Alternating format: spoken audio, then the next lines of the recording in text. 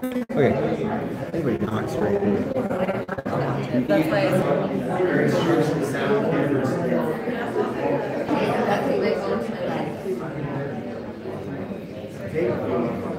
you know, we were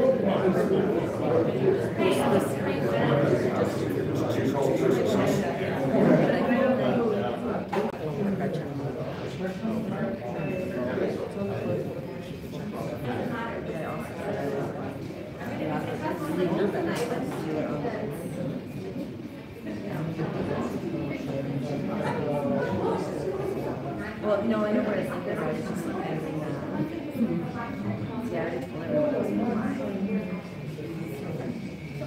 I'm just, there was a thing thought out loud because you could bring in the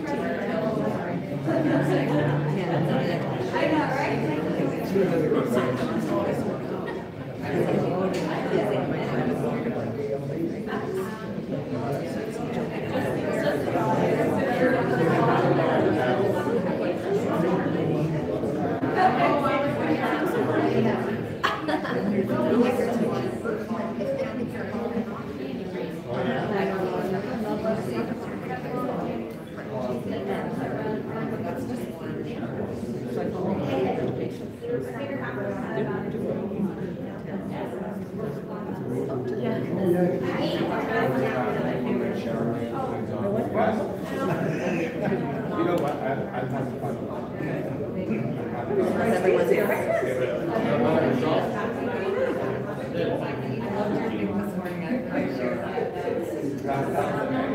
I read it and I asked her. Exactly. I said, is it okay if I share that?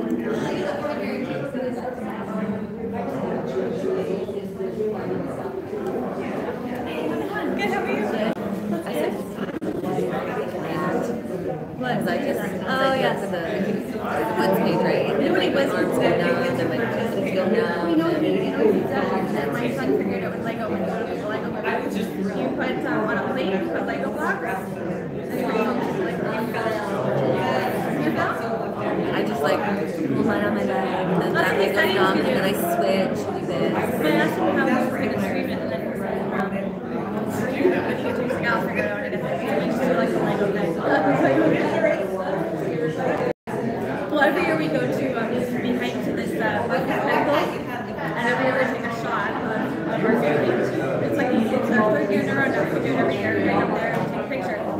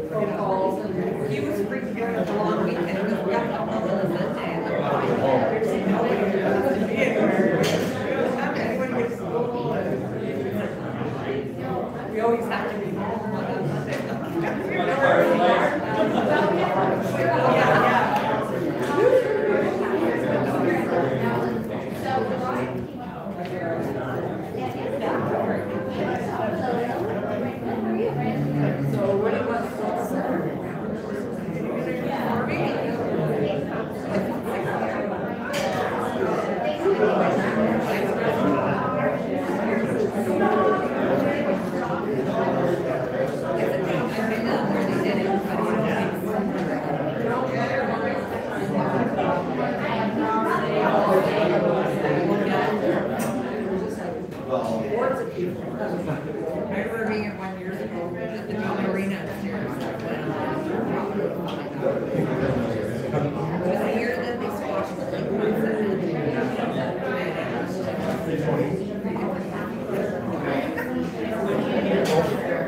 Did you want to sit in the end?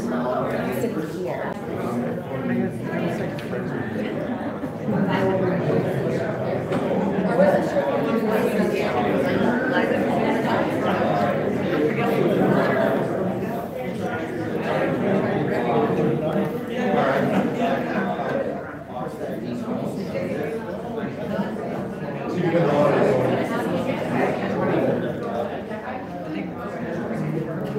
I'll sit in the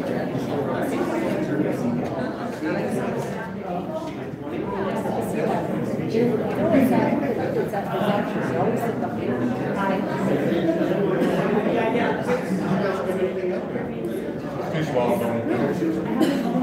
Are you sure?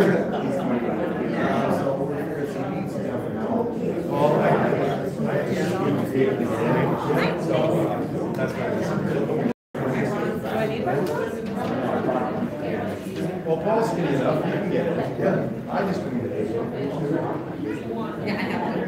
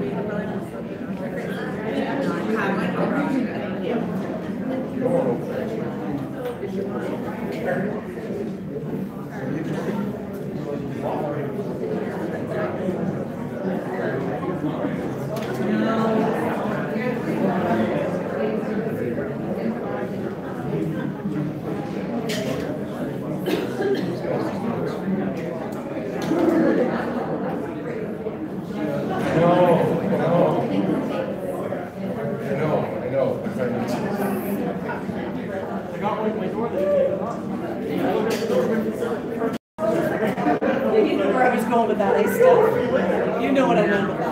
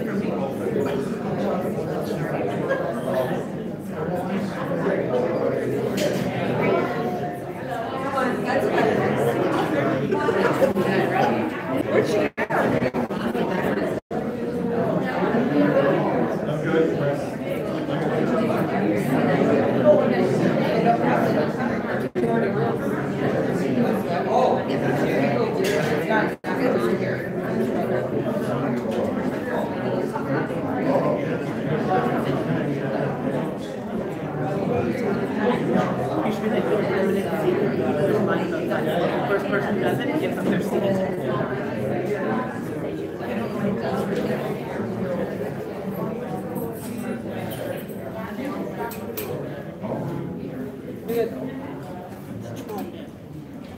Women rule.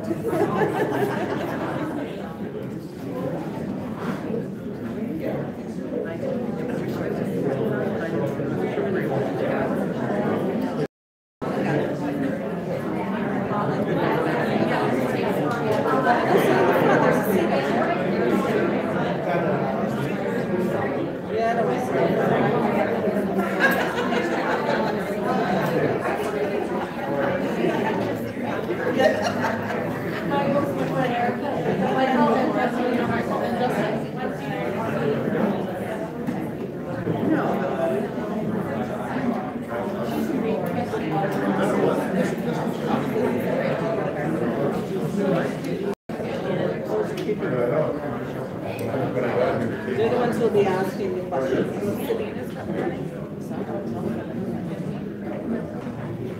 No, I don't know her very well. I thought it would be really hard. We were here.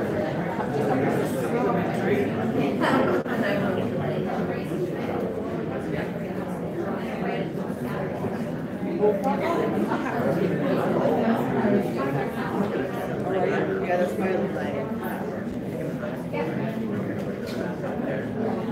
Ring wrap clothing.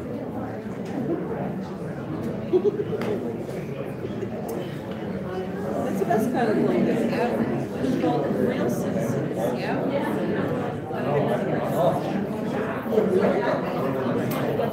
French Hotel. And then my best friend's son. At 5. And I just dropped him off.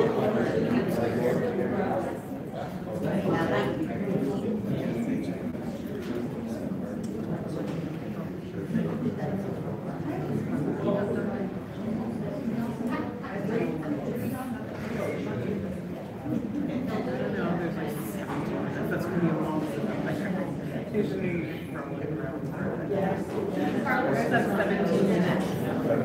That's a lot of time. Yeah.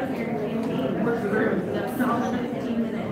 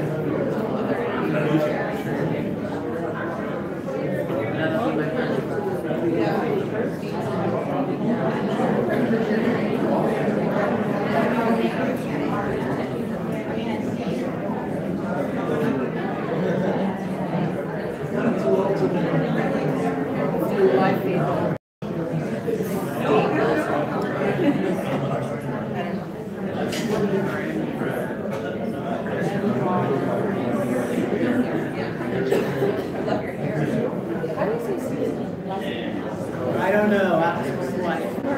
Thank you. Thank you, because I don't want to butcher it. I do say it right.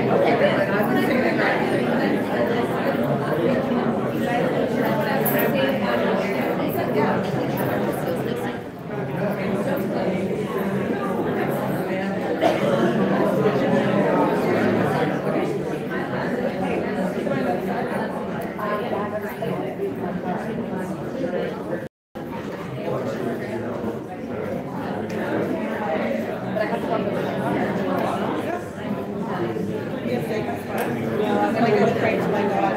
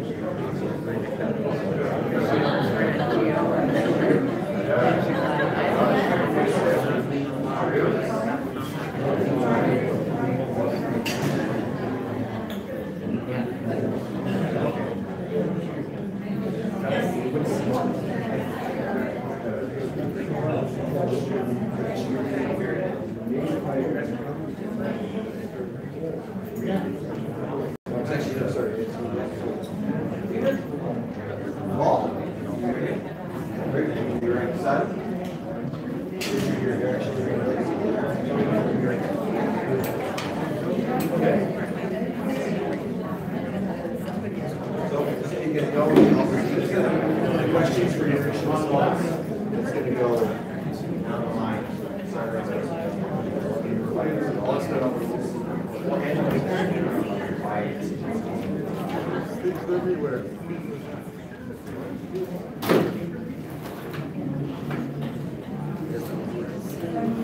That was the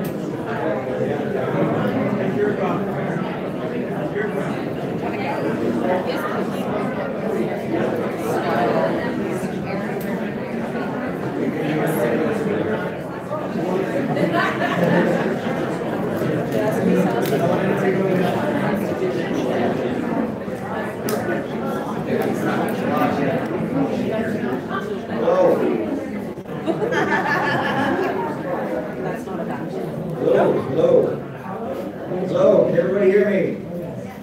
All good? Oh, okay, excellent. All right, well, thank you all for coming tonight. Tonight we are going to have a debate amongst our mayoral and deputy mayoral candidates.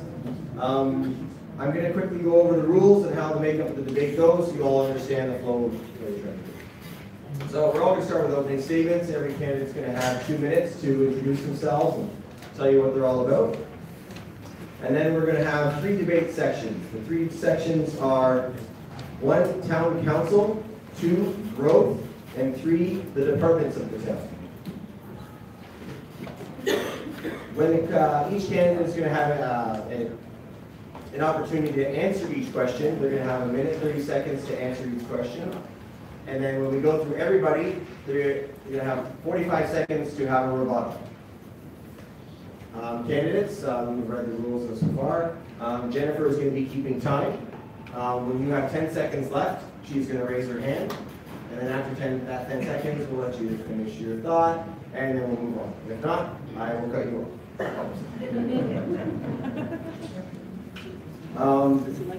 If the questions in the rebuttal go on too long, we are strapped for time. We only have so much time to go through a lot of material tonight, so we will move on if it starts getting into a back and forth. Any questions from you guys regarding the format? Okay. All right, so we'll start off with Peter. You can start with your introduction. I want to do some track. My voice will probably fade about halfway through the consider all together in 15 minutes. So can you in the back hear me? Clear. Sorry, Roy. Can you in the back hear me? No. Wasn't much answer. Can you in the back hear me? Yes. So we'll fade about 15 minutes. I'll try to use my voice, not my personal, okay? Now, Steve, I didn't read the part about this show. Apologize. Okay, just a little bit about myself. My name is Peter. I moved into a new country in 1992. I used to live across the street. Then I moved up slightly farther north. We have 2 kids. What else do you need to know? Now, I have a few questions for you guys. How many are from Tottenham specifically? Put your hand up. Don't be afraid. Pete. Allison.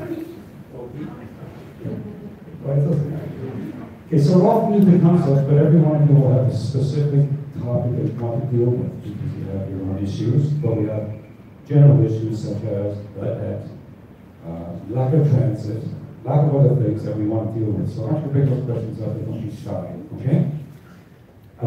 Now, I'm a very proactive person. I don't like sitting around and waiting for someone to come up to me with an idea. I like to be able to pick forth ideas and also listen to ideas that I brought forth, rather than sitting and waiting for someone else to help us with the issues that we have to deal with. Like that lack of tourism, issues with our floors, more business, like lack of any kind of a quality transit plan that will help our youth and other people who don't have transportation. And also a lack of connectivity between our communities that really was mandated many decades ago, but has never really gone anywhere. Right, so we need to talk about that as well. Again, don't be shy, just bring up the questions. Apart from that, my current role, I'm a realtor. I've been doing this since roughly 1990, well, 20 years now. And I became a realtor because my previous occupation, I was in television broadcasting. The commute was getting long, and then we faced the hurdle of childcare. And it's like daycare. That's one reason why I switched careers, but I want you to think about it as well, okay? Thank you very much.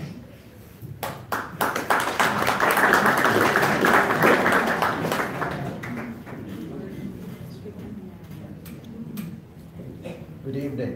I'm J.J. Paul Whiteside, and I'm running for the office of Deputy Mayor as I have the required knowledge and experience to provide fiscally responsible representation, not only at the town, but at the Simcoe County. Being retired, I have the time to continue to listen to the concerns and suggestions of the residents and businesses. I'm a lifetime resident of New Tecumseth and have served the community in many aspects, including 17 years on the Stevens Memorial Hospital Board, of which I'm past president. I'm a retired professional accountant who was honored by my profession a few years ago and credited with the fellow designation, recognizing my contribution to not only my profession, but to my community. I have served many years on various committees of the town and have the required experience in not only the accounting, but the municipal field. In 2010, I retired after 28 years of serving as the town's Chief Financial Officer and Treasurer. In the past 8 years, I've served as a Ward 3 Councillor, and in 2018 was chosen by Council to act as the alternate County Councillor. And I have served in the County Chambers on several occasions, both at Council meetings and at committee meetings. So I do have county experience. During my term as Councillor, I've served on many of the town committees. As Deputy Mayor, I will make the full-time commitment to serve and work with the residents of all New Tecumseh to make our entire town a better place. I'm a global thinker, a consensus builder who's perceptive to the ideas of others and will work in the best interest of the entire town. I'm an experienced leader who is accountable and transparent and will provide financial and business acumen. My priorities include negotiating a new Collingwood water agreement, ensuring tax and utility rates remain reasonable, managing implications of rapid growth, public transit and traffic concerns, and the water pipeline to Tottenham, and also meeting drainage issues.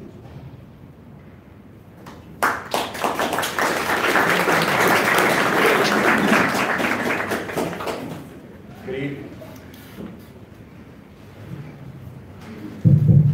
Good evening. I'm Rick Dillon. I'm running for re-election as mayor of the town of New Tecumseh. First, a bit about me personally. I was a police officer for 14 years, then a paramedic for 23 years.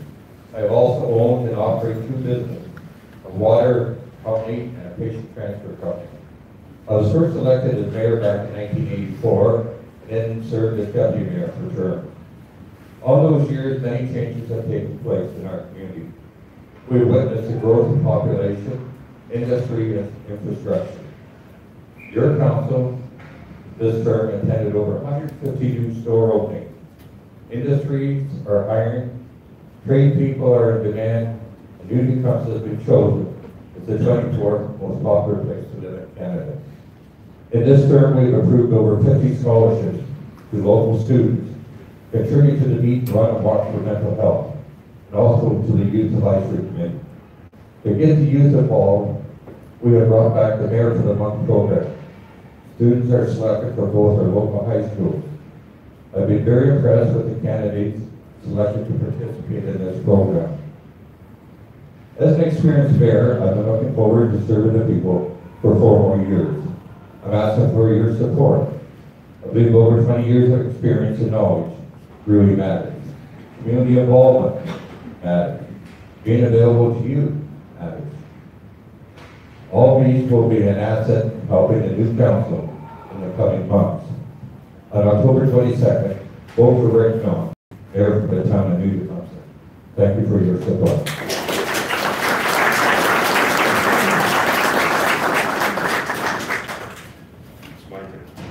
Hello? Okay, so everybody can hear me? I know I'm kind of loud. Hi, I'm Richard Norcross. I'm running for deputy mayor. I am committed to the betterment of the town of New Tecumseh, and I believe my involvement with countless committees and service groups over the last 20 years is a testament to my dedication to the town. I'm married to my lovely wife, Robin, who's here tonight for 25 years, and we have 2 sons. I own a local mechanical business, and I've been involved in business in New Tecumseh for more than 25 years. I'm on record opposing the new $15 to $20 million administration center. Going ahead with this project, it's not fiscally responsible. It's a waste of our money, of taxpayers' money. I'm on record opposing the Mattamy Magazine of 55,000 people between Beaton and Elson. They'll change this community forever.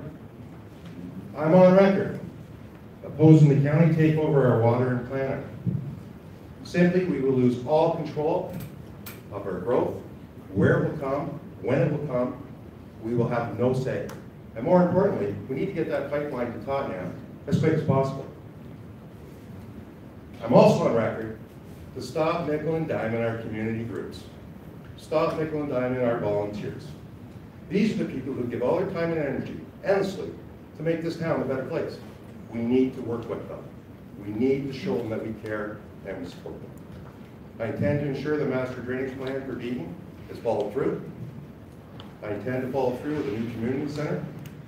And of course, the new hospital in Alliston. The need is now. More healthcare services here, now, available to all of us. We need to start government to make sure that it happens. I have 18 years of council experience, a proven track record of strong, safe, guaranteed leadership. It's our town, it's our future. Together, let's go forward. Thank you.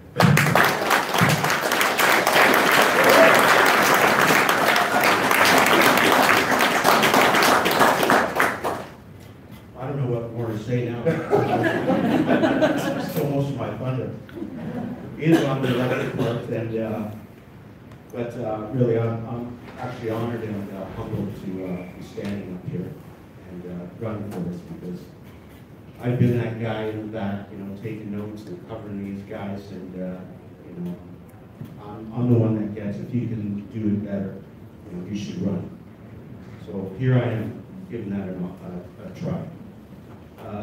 Richard hit on many of the points that I certainly am very strong on, and one of the very first acts will be stopping the progress on the administration center. The two incumbents, the Whiteside and Mr. Milne, they've supported this right from the beginning, and they don't seem to be concerned that they're going to take $1 million from reserves, $8 million from taxes. Mr. Whiteside, I know I'm not running against Paul, but I'm surprised that, with as tough as he's been on grants and that he doesn't have an issue with $8 million on long-term debt. It's also appropriate that we're in Tottenham, because obviously the biggest issue here is your water, your pipeline. And these gentlemen have been here for years, and they're recycling promises, speeches, and there's no sense of urgency. 2 weeks ago, great example, they've had 30 special meetings because they don't need enough, where they could have had a special meeting to improve design. Instead, waited 2 more weeks. So, that's the sense of urgency. So, I'm going to be happy to engage further with you tonight, and I'll dig into some more of that stuff. Thank you.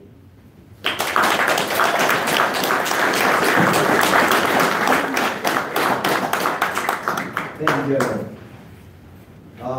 Before we continue on our first section, I'd like to ask the audience to not applaud every answer. We have a lot to go through, and the applause takes up time, and we're also streaming this on YouTube for everybody at home, so the applause will drown out answers that they may not hear. So I save your applause for the closing statements at the end. So we're going to move on to our first section. First section is about town council. These questions revolve around the workings of council and your role if elected. So starting with Paul. They haven't got it. Paul, the question to you is, what does New Tecumseth need most from a mayor or deputy mayor in the next term? Can you repeat that again, please? What does New Tecumseth need most from the mayor or deputy mayor in the next term? During the next term of council, it's imperative that the mayor and deputy mayor be able to provide full time to the position.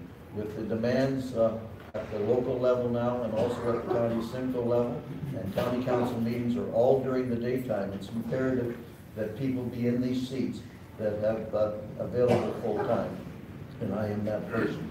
The role of the mayor and deputy mayor, the mayor is the head of council, and the deputy mayor assists them in that regard, and in the absence of the deputy mayor, in the absence of the mayor, the deputy mayor takes over and has his full responsibility.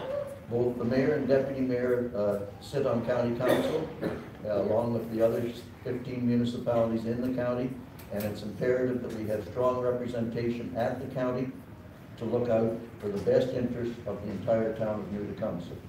It's important that the mayor and deputy mayor provide access to businesses, local businesses, existing businesses, and help them expand, and also be available to look and for prospective new businesses, whether they be commercial, industrial, or academic. And it's imperative that we increase our commercial and industrial tax base, because that helps take the burden off the residential tax base. So as deputy mayor, I will provide full time to this position, and I feel that that is required. And I also will provide the financial and business. Thank you. Rick? I took a different approach than that, Steve. The mayor, deputy mayor, and council, we're the grassroots of the 3 levels of government. We're the people, we're the councilors that the people come to talk to us about, or phone us and email us up. and the mayor and deputy mayor and council should work together as a unit. Might not always agree on everything, but at the end of the day, walk away with agreement. One of the first things that as the mayor I will do is I'll have a session with the new councillors and the old councillors, and have them look at what our policies and procedures are. We do that immediately. Also, advise the new councillors and the old councillors and ourselves to keep an open mind to the policies we have. And these are just policies that we can work with. I'll make sure that the financial and all the directors are at this seminar that we will have right after council is elected, so each councillor and the mayor and deputy mayor knows what each committee does. I will encourage councillors to vote with their own belief on issues that will improve the quality and life of the new concept. Sorry, thank you. I just want to touch on their daytime meetings and nighttime meetings, and I've been on council for 18 years, and my attendance record is pretty good. I have the luxury of being self-employed. I can make the daytime meetings, I can make the nighttime meetings, and those of you that know me, I already put in 30 to 40 hours a week being on council, and if more is required, I'll do that. But this next term of council, we're going to have new council members. And for me, I've had the experience of being on 5 different councils with a great group of people, always a different mix. And what we have to do is we have to listen to these new people that are elected, the people that are coming back, and listen to the concerns of the residents. And we have to get along completely, recognizing it's one town. So we have to include everybody. Inclusion is so important. We also have to realize we have financial experience. So together we got to look for alternative solutions. For me, it doesn't matter who comes up with the idea. As long as it's a good idea, I'm with it. I think that's fantastic. Work together, build consensus, and we need to be fair and open to everyone's suggestions, and more importantly, listen to everybody in this room and make decisions together. Tony? I think what's been missing the last 4 years has frankly been leadership, and it hasn't come from the front. This council in the last 4 years, and I've been to basically all these meetings, and every meeting almost since 1990, so I've seen a lot of administrations and how councils have run. And in this past 4 years, if you've been watching on Rogers, it's really been a mess. I mean, 1 week, especially in the first couple of years, they'd make a decision 1 week and they'd change it the next, and you never heard any sort of direction from the front. Quite frankly, that's what's been lacking, and that needs to change. And cohesion, I mean, they speak about cohesion, but when every councillor is an individual, there's no cohesion. That's why a lot of close votes and on major issues as well. So leadership is what I hope to bring to the next council. Peter? I have a feeling that listening to these gentlemen, I think everyone should have a platform at some point, because I mean, there's so much overlap. So I'm just going to read up my little card here, which I'm expecting endorsement. Not on Friday, not on 1,900 door meet the council. I may not got to your day, but eventually you'll find that probably the door, and I will be able to say hi. Hopefully next week we'll arrive tomorrow. So I will call for support creators for the participation and involvement, because I think it's making sure that we communicate with you as a group and get your input on really important issues that are going to affect you, your kids, your grandkids. Right? These are not short-term projects. It's not 4 years and 4 years and 4 years, but one after that. That the implications of some of our decisions will take hold. Debt management strategies, common sense, we can keep our debt down, because again, we will be passing on to your kids and your grandkids if we don't do something about it now. Debentures are a nice way of saying loans. That's all it is. It's still to pay back at some point, okay? Inter-community transit, something that we supported, and although candidates have said they will support it, they will support it, they will support it, has anything ever happened? No. Despite many really good people, but look at good conditions, nothing's been happening here. To market new Tecumseth to attract more manufacturing, will improve our tax base, to provide new jobs for communities. And there's so many voices we need to talk about. So there's a lot of overlap, but we need to start hiring people who are going to move forward, not just say, we'll see, we'll see, we'll see. Thank you. Anybody with a rebuttal? I'd like to ask Mr. Milne and Mr. Whiteside about where their sort of loyalties in a sense is between Tecumseth and the county, as both openly and forcefully supported opening the door to Simcoe County, taking over our water and wastewater, and without any sort of hint of what the long-term implications are, ceding our planning as well, potentially to the county. So they need to answer to that, I believe. Paul? Mr. Veltri, I want to set the record straight. I have not said I'm in favor of the county taking over the water system. I have said that this study that has been dictated by the province to the county, it will take a couple of years. It's not only looking at the various services, it's looking at the important ramifications. We'll be participating in strong representation. It's going to deal with growth, where the allocation of growth will take place. It's going to involve many studies, and it's certainly, I will make decisions at the county as your deputy mayor based upon the facts, the pros and cons, what is best for the town of New Tecumseh. And I have not committed to anything at this point, but I certainly want to be at the table at the county as your deputy mayor. It's certainly better to participate and help carve our future rather than have someone else do it for us.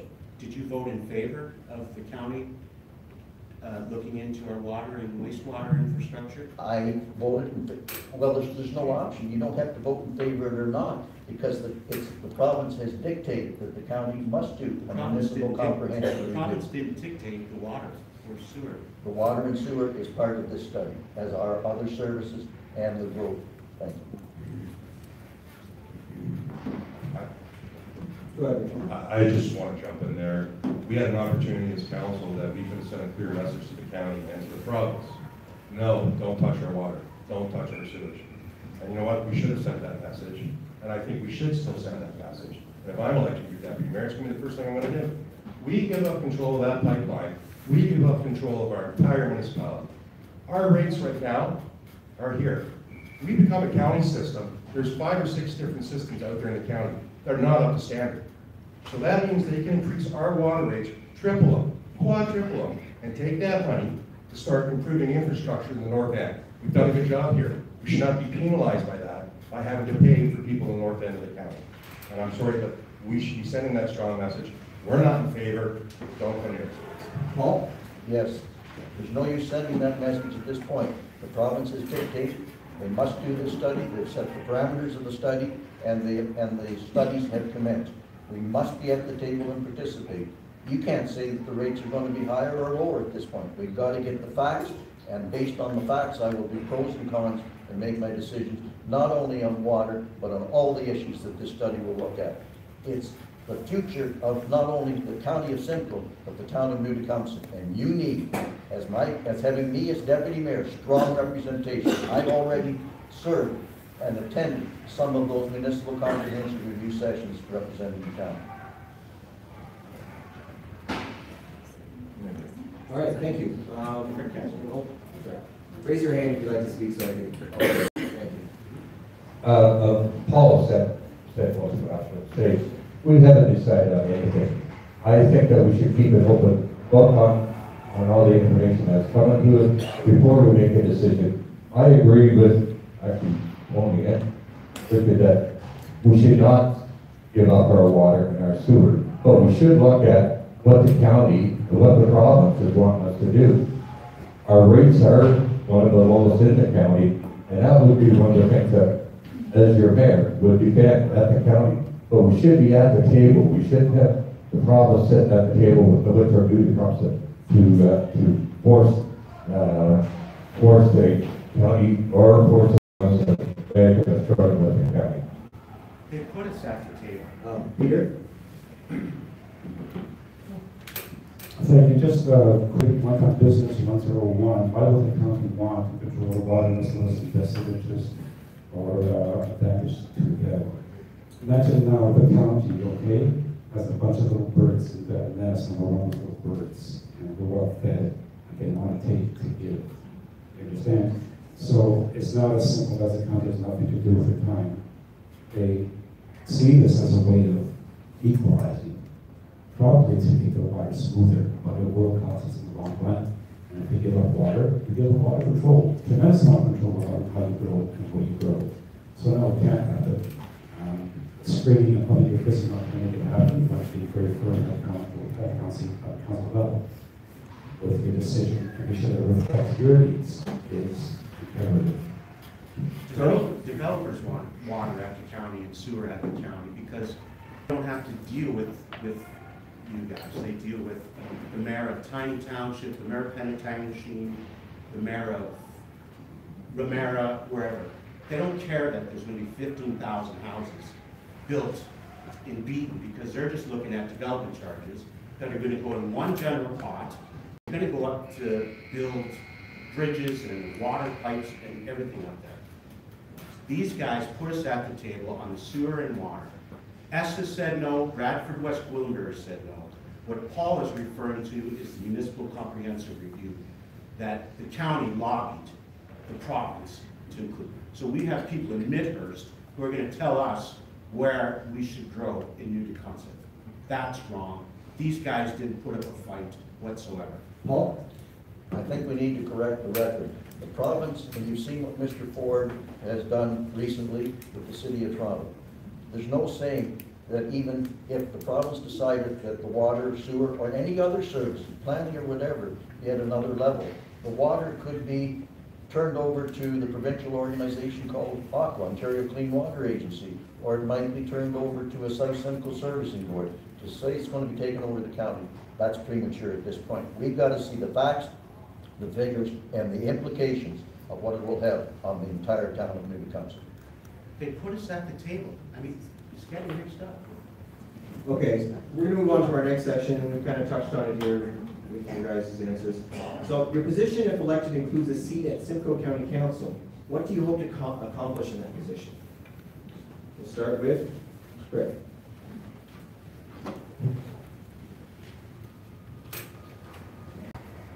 When I'm elected as mayor, when I sit at the county, my decisions will be the decision of the South End, will be the decision of the town of New Tecumseth, and I will vote that way.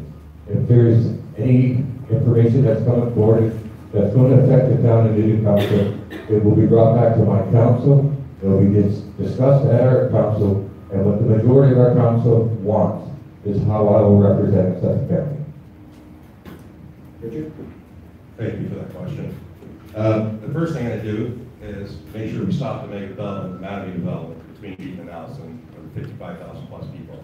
The second thing is the third largest contributor to the county, which we are, which at some point will be second.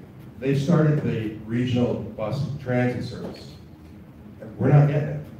We're contributing most of the money, but we're not entitled to it. What we have to do is demand that we get service immediately. We at least have to be able to have some way of public transportation to at least get people to the goal lines, to get them moving through our municipality, since we're contributing to it. And I think there's a lot of money being spent up there, and I think we need to be involved. We have a hospital that committed $10 million, I believe it's over 15 years. I think that commitment needs to be bigger, and I think it needs to be sooner, because we're in dire need for our new hospital. And I just want to make sure that I can represent everybody there, and we keep referring back to the water. No, it's ours. And if somebody wants to come take it, I'll put up a fight. But I'm certainly not going to put it on the table so somebody can come grab it. Right? Well, again, Mr. Milne put us at the table from New Tecumseth, and then at the county voted to give our water, or at least let Simcoe County play a larger role in our water and sewer. To me, that has to be reversed. I believe I'd like to join with Bradford West Gwillimbury because they're upset at their lot in the county as well.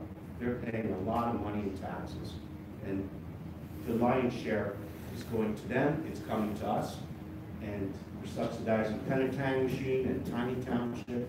Yes, we have to all work together, but the county is operation. Talk about a system that's long overdue for change. I'd like to go up to the county and represent New Tecumseth and take us away from the table, the water tops, join Eston, Bradford, Westfield, and as well, let them, strong message, as I agree with Richard, that the capital city Mattamy development is not welcome here. It's way too much for us. Maybe in 100 years it might make sense, not now. Thank you. Peter? I think we're really passionate about this stuff. Obviously, no, you don't put that on the table because that's right to life. There are issues such as transit, yes, regional transit, but I've always been a proponent, I've been continuing to be a proponent to push for transit within our communities. You know, if you're a 15-year-old kid, 16-year-old kid in Tottenham can't get a part-time job in housing and can't afford to get transportation up there, it's kind of stupid that that should happen. And it continues to go on every single term. The deputation went through it one year or the other before we have other people with deputations. A lot of people bring this up, and yet our locally modest plan that has been in effect in other towns like Brighton or Winnipeg, Midland, you know, you think we're from Mars, I think we do something we can't. Everyone's kind of black and logic here. So yeah, we worry about things like regional transit, can you get to Barrie, can you get to Newmarket. These are all important issues if you're communicating for work or communicating for school and whatnot. But we also need to, I'm sorry, I'm trying to say communicating, but we need to also commute within our town, you know, and we need to be a little more proactive. Let's not start off a TTC system, let's just start off something small and get it moving. There are lots of different avenues for funding. Some are drying up with the governments, but hopefully they'll come back in place. And to be a little strong. Yes, worry about the county that they don't shove stuff down our throat when we want, right? But don't forget to look at your own neighbors because they need attention as well. Paul? Councillor Norcross, you talk about that you're going to have the Mattamy subdivision OPDI taken off. I have opposed that from the beginning, and as your deputy mayor, I will continue to oppose it. But I want to make the facts correct. The county or the municipality have no say. That decision was appealed to the Ontario Municipal Board, and the Ontario Municipal Board will make the decision with respect to that matter. I am totally opposed to it, and as your deputy mayor will continue, but it's not in our hands or the county hands to make the decision. Rick?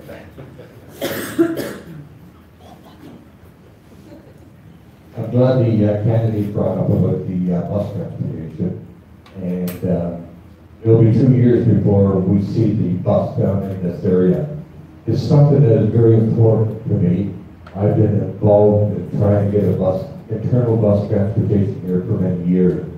I meet with industries like Honda, F&T, and that, and the biggest thing is that they can't get the employees to their position, and they're doing all sorts of programs that I think one of the first things that this new council should be doing is looking at an internal transportation study and get on with it. There's Innisfil is looking at Uber. They're now in their phase 2. The town of Bradford, Westfield has their own bus service, and that I think it's very important for this town to do Tecumseth, and as Peter said, for the staff now to get to work, that we have to make it affordable. Thank you. Richard? Thank you. I just want to respond to Mr. Whiteside. To say there's nothing we can do about it, then what are we all doing in the room here tonight? We can do something about anything. And as far as that decision being at the OMB, that's not my understanding. They came to council, we said no. They came back, wanted to negotiate. Some members of council said, yes, maybe we can work that out. You know what? I don't want to work anything out. I don't want to negotiate with them. Because our position is so solid, and if we maintain our position and don't entertain any negotiations, we'll be able to stop it. And at the county level, that's where we're going to send that strong message. And that's exactly what I'll do. Peter? Just for the record, okay, I heard the state agent, a lot of people think this is not a vested interest, and if you're a realtor, you gotta be pro negative development and all this nonsense. Let's be right for the record. I'm not a pro or anti. What I do want to see is smart development. Because you need to keep in mind that you've got 8 debt that's being projected, however many decades into the future. And everything gets more expensive every year. If you don't have any development, everything gets more expensive to deal with in town. So you need a certain amount of development, smart development, every so often in order to make sure that you've got tax dollars coming in to pay for all the infrastructure, everything that's being done new. For example, there's the water pipeline. It's just not the water pipeline that goes from Beacon to Tottenham. It's all the mechanisms around it, all the suite above it. Massive amount of work. So it's not just one thing, it's everything around it. We need smart development in Tottenham, Beacon, Allister, build on the existing locations rather than putting middle of nowhere. But we need to also promote industrial and manufacturing because our tax base has to be stronger, not just residential. There's a massive buildup of construction on the Florida.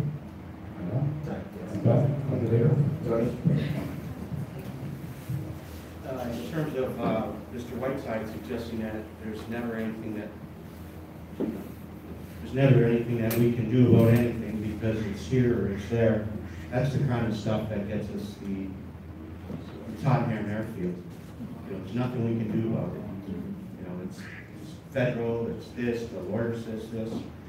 They got to find cyanide in the soil 3 months in a row to finally do something. As to transportation, well, Rick said transit more during this campaign than the last 4 years, and I know that he was part of the early stuff, but take my word for it, transit has not been mentioned often in these last 4 years. At the county, our county councilors, again, we're 5th on the list. Paul? Sorry. Paul? I would ask that Councillor Norcross please check the status of that Mattamy subdivision. It is at the OMB. With respect to transit, we've seen great success with Innisfil doing theirs, and when I become your deputy mayor, with respect to the county transit, we are number 2. Within the next year and a half, the county bus will be coming through New Tecumseth and going to Bradford to the GO station, which will certainly be an improvement. And I will be very supportive of us doing internal transportation to find out various options, and we must proceed with municipal transit, whether it be private or public. These guys cut $10,000 to supplement a taxi service for people at, what was it, the 54 Plus Club? I think Miss Sainsbury's here, she led the way. $10,000 to add a couple more cab rides. They went from $20,000 to $10,000. These are the guys promising you transit. Okay, we want to miss it. Just a quick aside when you're talking into the mic, thumb away from your mouth is pretty good. When you hold it too close, it's getting very echoey, right? So it saves me from adjusting for every different speaker when you guys have to go back and forth. So the internet can hear. So, moving on to our next question. Recorded votes are used in many municipalities. Do you support implementing that in New Tecumseth? Richard? Yes. Cody? Well, that was one of the early things that they were supposed to do with their new technology that they passed, and it was supposed to be implemented, and then just like a lot of stuff that boosts transparency, it sort of gets shuffled off to the side. I absolutely support recorded votes, because you see a lot of this, or you see a lot of looking around the table to see how someone else votes, and then you'll vote. You got to press the button, and your name goes up on that screen. You're marked. Here? If you're afraid to be counted, you should be up here. So yes, obviously.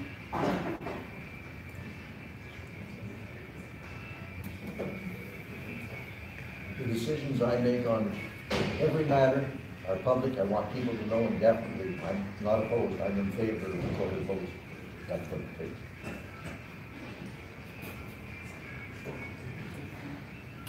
Tony says he's been at council for 20 years.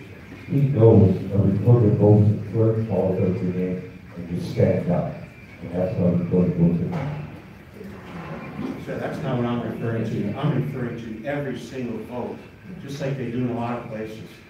You press a button, the technology is there, your name goes up, so you can't escape anything. I understand what the recorded votes he's talking about. You're talking about recorded votes where you're held to account on every single matter. All right, any other questions? All right, so we're going to move on to our second section. The second section is about growth.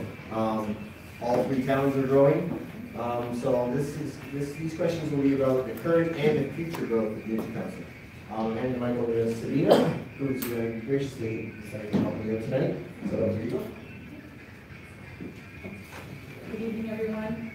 All right, so the first question in this section is, what is your position on increasing high-density development, such as condos and apartment buildings? Tony, that's for you. Well, it seems to me the way that's where we're turning in the urban areas, for sure, with the new builds in Alston and Beaton, I believe they're starting to move in, and in Tottenham, they're getting ready to go as well. The official plan, the new one, calls for higher densities in the core areas and building up as to avoid sprawl, which is the answer to needing 15,000 units in the middle of Beaton and Alston. Urban intensity is good for everyone, frankly. Peter? Yesterday I was driving down Thursday, I used to work down John 47. And when I worked down there were 3 or 4 companies around, and after that, it just sprung up like mushrooms. And just imagine these tens of thousands of people shoving out all the money, trying to get one place. And they wonder why the TTC was strapped. Anyways, high density is where the province is pushing, and that is to use less land and go this way. But it doesn't make the valuations. The condos that have been coming up are pretty, but from an affordability point, I don't see them being any more affordable than the townhouse that's available. So apartments, there's an absolute need for that. But the biggest, I know I was going to talk about this because it's not what we do, but the biggest problem with trying to get affordable housing is not who's going to build it, but the funding for mortgages and whatnot on loans that are built up things like cooperative land, which technically tends to bring their ownership costs down, but the banks don't see it as a viable issue or a viable item to finance, and that's what's difficult. So we can make housing a lot more affordable, but we need to talk to the province and beyond them in order to look at the structure of how things are financed. Otherwise, we're going to have to talk 10 years from now, 10 years from now, 30 years from now about affordability. Nothing's going to change unless something changes, so we can talk to high-rise. Paul, the next, please. High-density development is required. We need all types of development, but our official plan, we just did a new official plan, and our approving authority for the official plan is now the County of Simcoe, and once they approve it, it then has to be approved by the province. And the province has set very stringent density requirements for all future development in the town of New Tecumseth. And we are questioning those. We're hoping to be able to negotiate them to somewhat lower, but there certainly is a need for high density and particularly apartment complexes. I know many people that are in search of those today and can't get them, but it's mandatory that high density development take place in all municipalities, but that level is set by the province.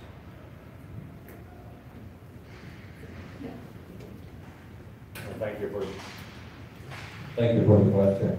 Yes, I agree that urban sprawl is gone. We can't be straightened out over into our rural areas now. We have to look at apartment buildings. We have to look at condominiums and that.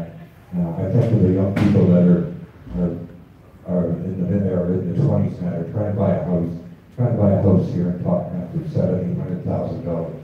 There's just no way that they can afford that. That's why we're going to have more apartments and that. Also, seniors that are coming in and on their pension and very low income, they have to have a place to live too. And an apartment building is that not everybody needs to live in a house. There's nothing wrong with it. I have a nice condominium.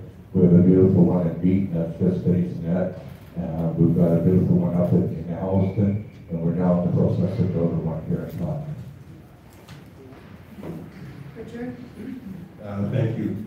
We really have to start looking at the affordable opportunities, and we have to start concentrating on affordable housing, because we want to be able to keep people in our community, our children are growing up, and they won't be able to live here because it's too expensive. So we have to start looking at intensification, but the one point I want to make, it's great to say intensification and put everybody in one spot, but when you're intensifying existing communities, you gotta make sure it fits with what's around it. And you gotta make sure it blends in. Because you can't take 50-foot wide lots where people are on, and where 5 homes are occupied, and all of a sudden you want 300 people right beside them going all the way. So we have to be very cognizant that as we go forward, that we make sure we identify and we pick the right locations where we want this technology to go. Okay, our next question in that section is developer interest and residents' interest often conflict. How do you navigate these conflicts? Peter, the question's for you. No, for us. Yes. Developer interest and residents' interest often conflict. How would you navigate these conflicts? Well, I know something, we need to, being involved in this, but we need to stop looking at developers as the enemy, and they have to stop looking at residents as the enemy. Residents want clean, safe, nice homes to live in that are efficient. Is that a yes or a no? I would say yes. Developers, they've got their business, this would be a profit, constantly, and obviously, because they're not a business to listen. But if we control what's able to be done by the developers, and we have certain rules in place of what we need out of them, we will get those things. They can then decide to build a new construction project or elsewhere. But it's really us that has to control what's going on, not the developer. Developer, you know, cannot say, no, I need to make my town as 800 square feet if you say no, the minimum is 900, or whatever the case may be. All right, now, you know, let's stop looking at these enemy and make them work for us. Tell us what, we want that, and make sure that we control the chemicals we have. And again, we can either go elsewhere. They're going to go to wherever they find the biggest pastures. So it doesn't mean they're going to go over and give them everything we want. We prefer to visit a few homes together. So communication, partnership, not constantly fighting.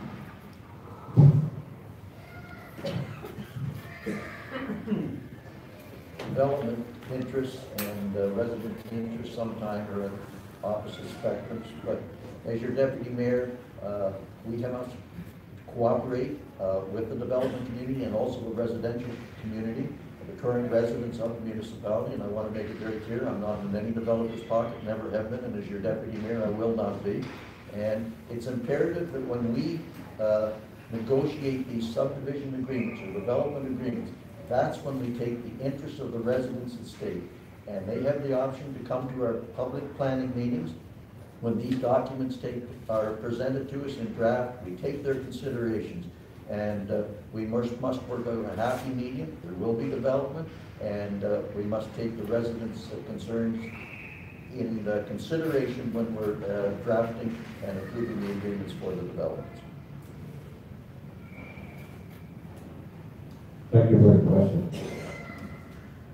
Just to, after the public meeting is met and the subdivision agreement is placed on the table and that, they must go under stringent of the building code, and that's the Code of Ontario.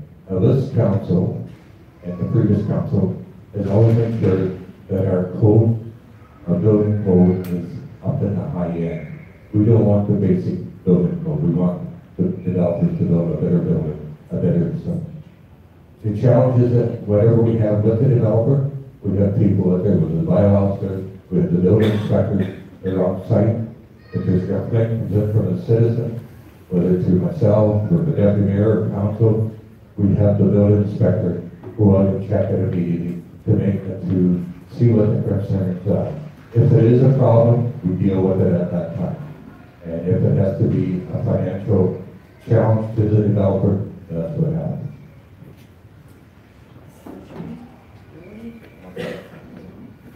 I mean, these interests are going to conflict all the time. The developer simply, it's a business. They speculate, they buy a piece of property, and they're there, they employ people, but they want to make money at the end of the day. So my philosophy has been and always will be, it's real simple. we should have to say as to ultimately what's going to be there. And how we do that is we make sure we have meetings like this, and we do public meetings, and we get everybody's input. And at the end of the day, we need to say, this is the type of development we like, this is the type of development we will support. And there's no further negotiations. We need to say, this is how our community is going to grow, and collectively work together to make sure we get what we want. I had a feeling that would be a tough question for the mayor. But like developer interests, the mayor selling sponsorships to developers for pet projects. When was the last time the public didn't have to come back 6, 7, 8 times for council to listen to one development application? Just this time, tomorrow, we called a meeting that wasn't scheduled. The very last waning days of this administration, so rush through a bunch of development applications. One of them in Tottenham, where they're flipping commercial land ahead of the old B one, where it's absolutely premature, which the public had issues with because there was only one entrance. Didn't come back to the public, and yet it's about to be approved. I mean, this is what we're talking about with development interests. The lots have gotten smaller, we're jamming more houses in. When was the last time a development got rejected? Ask yourself that. Any rebuttals? Paul? It's imperative that these subdivision agreements that we create and approve are reasonable from both sides, because as we have experienced in the past, and no doubt will in the future, is the developers, if they're not satisfied, they have the option, or any resident has the option, to appeal the council's decision or lack of decision to the Ontario Municipal Board, which is now called LPAT, but basically a revised OMB. So when that happens, the decision making is out of our hands. So it's imperative that we negotiate reasonable and in the best interest of all parties, those subdivisions. They just give up, is what he's saying. Peter?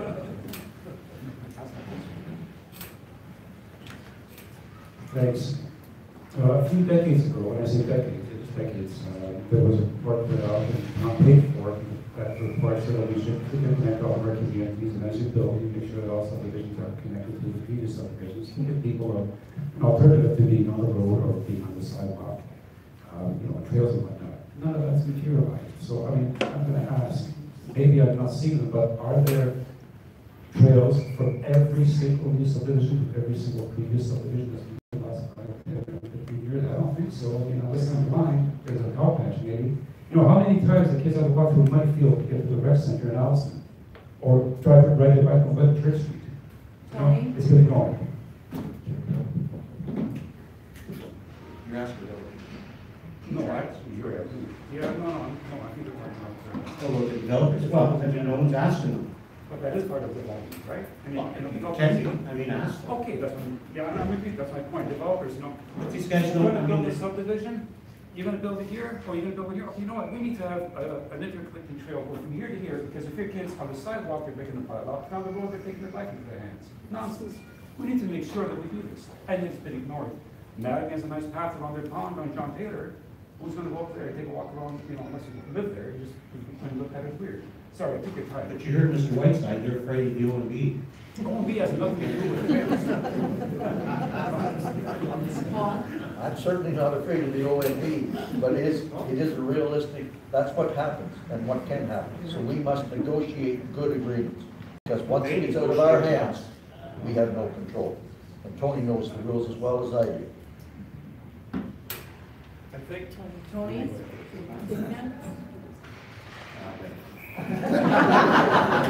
Peter? Sorry, let's not get mixed up between what will be proposed regarding development and what is asked for in a development. The OMB has no issue whatsoever with you connecting communities together with a walking trail that are safe. Nothing whatsoever. That's not even a thought back here. So let's just get that out right now. The OMB has other issues, okay? When we allow a development, wherever the development is, you need to mandate what you want. And the builder will say, I can do it, or no, I can't do it. That's what it means for Manana. Oh, get out. Someone else will do it and give us what we want as a community. Again, don't make them your enemy. you know, but otherwise people fight because of her. Okay, we're going to move on to the next question. New Tecumseth has a government-approved population growth of 63,000 people by 2032. This is going to require more recreation facilities, public transit, and investment in infrastructure. How do you plan to manage this growth? Paul, Governor, starts with you, please. You are correct in that the population, which is roughly 37,000 now, is to go to 56,000 by 2031. And it's going to be continued rapid growth as we've experienced at this point in time. And with rapid growth is the requirement for services, whether it be recreation, roads, or transit, and all these issues become more intense. And as your deputy mayor, I will be prepared to address these. Sometimes in order to handle these and maintain the level of service, it's imperative the municipality has to acquire additional resources to keep that level of service. But we will also have additional taxation because of that growth. So that was one of my campaign promises, that we must handle properly the rapid growth that we are experiencing and will continue to experience. Rick? Excuse me. Just in the last 4 years, we've felt the growth, and we have paved 43 kilometers of road, and that's in 4 years with only an $8 million budget. We will continue with this growth, and with the growth that's coming, we also have over 840 acres of parkland now. We haven't hired anybody in the last 2 years because to hire more people, we have to raise the taxes. Until the development gets here, we will then hire more people now. Also, we're going to look at Allison is the other province is the growth node. So we have to look at that area under the official plan where the growth should be going in the north end of our town. Also, once again, I'm back beating the drum. We've got to look at an internal transit system to move the people around, to move them from the north end of the town to the south end of the town. The system we have now is not working. The education side of it, we have to encourage our school trustees to represent us in building a new high school. Thank you. Richard? Thank you. It's going to be tough. We see the growth we're getting now. The roads are congested. It's hard to move around within our municipality. Our infrastructure needs to be upgraded, and we're only bringing in so much money. So hard decisions are going to have to be made as to what we need and what's going to come first as a priority. And one thing I want to point out is we have a 1,000-acre industrial park sitting in industrial parkway that we don't have anybody in it, and we need to fill it, because with that industrial growth comes with development charges and a larger tax base.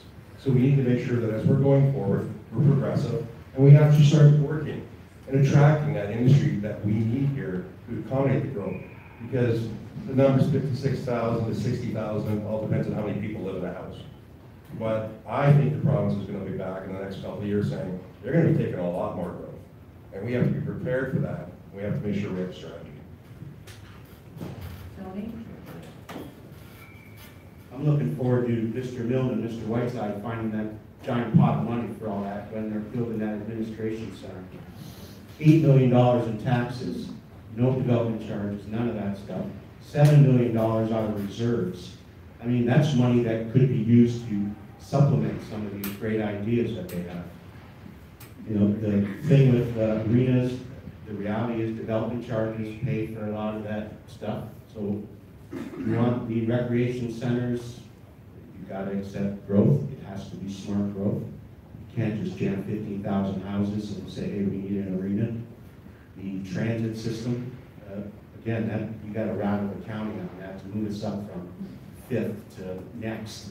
I mean, the fact that we're 5th in line behind Midland and Penetanguishene and that we don't have bus, we're the 3rd largest contributor. That kind of stuff has to change. Recreation, again, it's all great. The Trans-Canada Trail is, eventually it'll be connected. I mean, they've waffled on that as well over the years. Peter? You know, if I could sing, I would sing the song from the 70s called Too Much, Too Little, Too Late. Anybody want to help it out?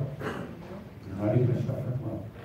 Well, again, you know, we need to work on our industrial and manufacturing tax base, common sense. There's a massive amount of buildup going up on the 400. If you look at the 400 quarter on either side, years ago, the fire hydrants were going in with told you very clearly that they were putting in industrial and commercial. It's all flavor plans. There was a on-ramp and off-ramp being built on the 5th. If you haven't already seen it, you can't visit. It's the one that has a sign that says Bradford and Bondhead, because they screwed up. Hopefully they'll change it before they open the on-ramp, so people can drive off for $2 billion, good for us. But that's whatever. Yes, we need to really strengthen our industrial tax base, but this should have started 5, 10 years ago, not now. Not all of a sudden when it becomes an issue, it should have started before. And what do we have in mind? To really get industrial, interest up here. We have that industrial park in Century for a reason. No one wants to come up. Fix this program. It should have happened decades ago. You know, not whenever, and then you've got massive competition on the 400, and those people are going to be right on the highway. So really, are they going to want to drive 20 minutes across the Highway 9 to get to the highway, or 2 minutes out of the driveway?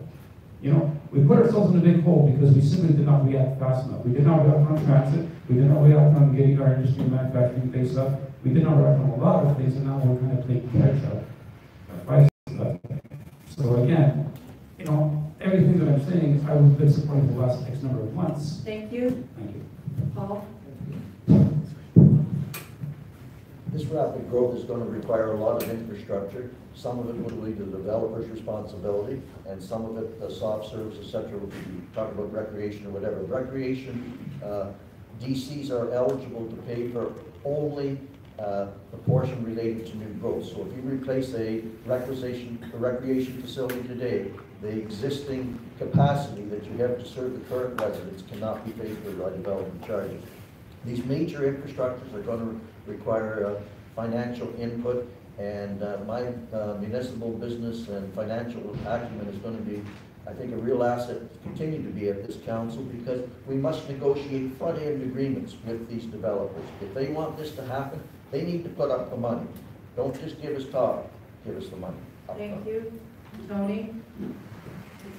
Richard touched on a giant parcel of land that's empty. And part of these issues is councils, not just this one, but previous councils, they continually approve draft plan extensions. So they get 3 years, and then they still sit on it for 3 years, nothing happens, they come back 3 more years, and these things have just become automatic. Start pulling that stuff like they used to before we had the pipeline. I recall in Alliston, where if you didn't use your allocation, you lost it, and it went back into the kitty, as it were. Anyone else? Okay, we're going to move on to our last question in this section. Council recently oversaw. Can you do us a favor here? When the gentlemen are speaking, could you stand up? Because back here we can't see most of you when you're done. I'm not that excited. Okay, council recently oversaw a ward boundary review to balance out the new and future growth of New Tecumseth.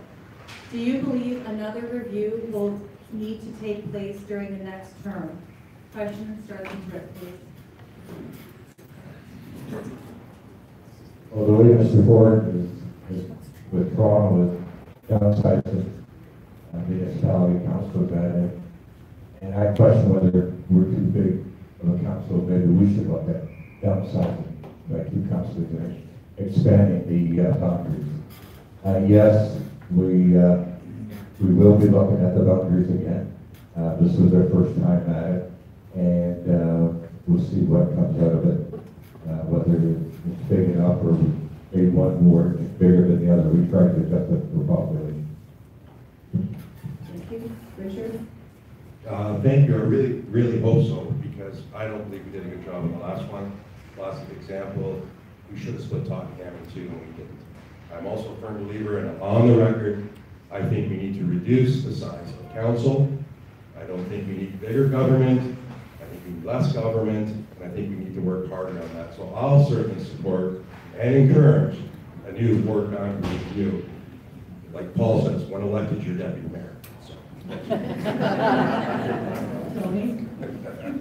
Well, I can say that that's the most Rick said on the issue through the entire process, and I was there. That he actually took a position that we need one less counselor. I mean, two less now, even better. But then we're still at an even number. I mean, if we're going to do it, get it down to an odd number, so there's no ties.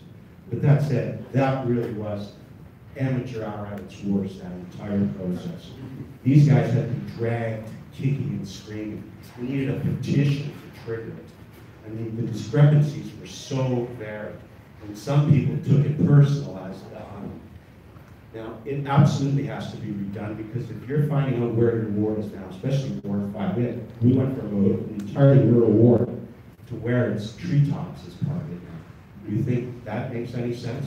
Why was that? Because of, who knows, trading, I don't know how in the end it all came to be, but it's a mess, and it absolutely has to be done. We had a report that had all the numbers, that all they had to do was just update the numbers. It was all done. But politics got in the way, conflicts of self-interest, protect the wards. Now we've got this jumbled mess. It definitely has to be redone. Thank you. Peter? Thank you. You know what, you have to look at the benefit of the decision, and the only real benefit to having the ward review would be if you were to then give wards that were equal in their proportion of rural and urban people. And that's going to be hard, because we look at global wards. But if you can imagine Tottenham and the area around it, split the two wards, but right as opposed to Tottenham and everything around it, we wouldn't have people in town saying they get everything, and we wouldn't have people in town saying they get everything. What's going on? Or we have people in the south saying Elliston gets everything, because you get a lot of that, don't you? You know? So how can you make it fair? They have to be split evenly. It's a very radical way to make it, but on the other planet, it's just one mission. So if you're going to do it, make sure that you have a proper mix of rural and urban. It's a little bit of math, but it can be done. And if it means one or two less council, that's not too bad. We don't care, as long as people have the ability to communicate and they give themselves. Appreciate it. Paul? The ward review that was done by this council certainly may not be perfect, but it certainly gives better distribution. In the ward that I served for the last 8 years, I had about 50 to 75% more people to look after than some of the other wards. So it's not perfect, but it gives better equal representation. As your deputy mayor, I'll be prepared to look at another ward boundary review. I think it'll be necessary even because of the additional growth that will take place. And I'm certainly prepared to look at reducing the size of council, and I want to see the pros and cons, and we'll make my decision once the facts come forward. Tony? Can I just say that one of the very first decisions that they took off the table was to reduce their number of councilors. Any further? Okay, I'm going to pass it back to my...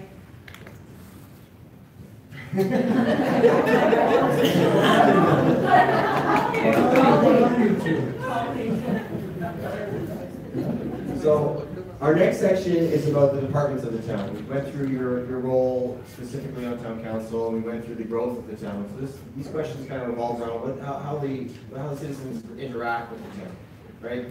You know, we're talking about facility we're in right now, we're talking about water, we're talking about fire, police, and all that stuff. So, first question to Richard is, residents often complain about rising user fees for recreation programs, ice time, and event hall rentals. What will you do if elected to address these issues? First thing I'll do is lower them. Because you know what? These facilities, the one we're in right now, we all pay for it. We've all paid for it through our taxes.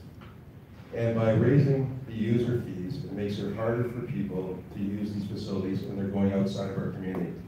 More importantly, most of our programs, almost all of them, are run by volunteers.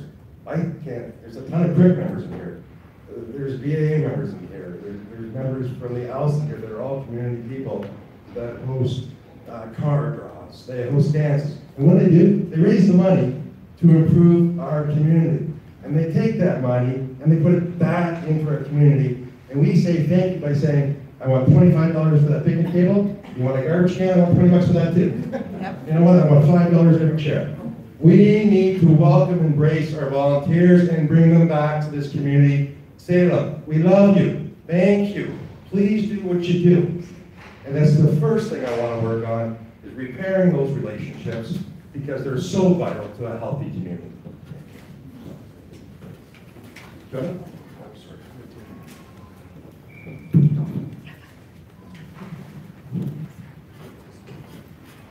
This council set a new, I gotta think, record for user fee hikes and just battling every single group. I mean, the Tottenham Christmas Hamper program, and Beaton Fair, which missed some arbitrary deadline, had to actually come in and beg for forgiveness.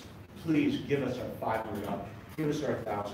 The Christmas Hamper program, which was in one of these rooms or whatever, those are the kind of fees and changes that they've made. They've impacted their first budget, cut 25% across the board of community grants. There was an outcry and they had to reinstate it. I mean, these are the same guys talking now about, you know, how great next term's gonna be. The user fees, there should be no deadline. If you're gonna establish a pot of money for grants, money's there, why make these groups have to come in on some break? You apply as you need it, and when that money runs down, that's the end. Peter?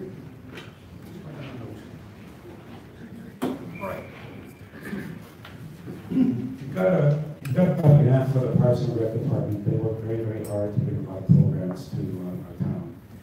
You know, one of the reasons fees are high is because they have to recapture operating costs. One of the reasons operating costs are high is because we have debts. One of the reasons debts are high is because we did a crappy job, poor job of marketing ourselves as a place for tourists. So let's wake up a little bit, okay? If we get more money into our cores, that helps businesses. If we get more industry, that helps our tax base. That will help pay for things and get rid of debts, which in turn keep our user fees down, so we can be a little more reasonable with what we charge groups that have to pay something, because otherwise you pay, you know, for 50% for the root cost, or 25% for the root cost, and that's put onto the debt again. You know, it's a math that we have to work with, folks. We need to work a lot harder at marketing beauty concept, getting people in. Can I give you one idea? Who was the Bluegrass Festival? Not one person? Okay, not with you. We're going to change that into the new Tecumseth Music Festival. So everyone in this community will enjoy something. Then that'll be it. Pardon me? Bluegrass is a subcommittee of the chamber. Oh, God, it's not the same. If we turn it back as part of the music festival, make it county-wide, it's like this. It town-wide, it means that we'll have more tourists coming into our parks. So we need to go over and expose ourselves. I gotta be careful about words. Paul? User fees, no municipality in Ontario that I'm aware of has a break-even recreation facility. And they're all heavily subsidized by your tax bill. And for someone to say they're going to lower all the fees, well, that just says they're going to increase the taxes. So it's coming out of the same pocket. I recommended this year, and when I'm elected deputy mayor, I will be, one of the first things I'll be bringing forward is we need to do a review of all our user fees, and council as a whole get consensus on what the subsidy level should be for each segment of the recreation programs. And we must maintain that. Another big problem that we've had is about a third of our users of our recreation facilities are non-residents. And they have not been paying their fair share, and that's very unfortunate because you and I have been subsidizing them, and that must cease. We have a non-resident user fee that is really not working at this point in time, but I'm certainly prepared to look at the user fees again, and I think council as a whole needs to decide what subsidy we're provided to pay for in each entity. Great. Well, I don't believe anybody came back and provide.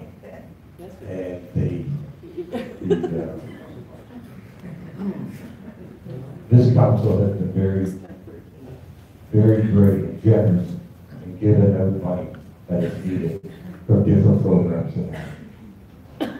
I agree that we have to take up on active user fees. I sit on several nonprofit organizations, and I know how hard and how volunteers are struggling today. We just don't have the volunteers that we used to have 10 years ago. And we, the volunteers, the nonprofit organizations, do put money back into the community and do help you and I to keep our taxes down. I agree with, as the panel has said, that we did improve, but I think we need to improve a bit better. But I don't believe that you were begging for money. Oh, I did, and I didn't even get it. They did reach to user fees, and they went up. That's what happened. Here's just some examples. And they wonder why user revenues went down.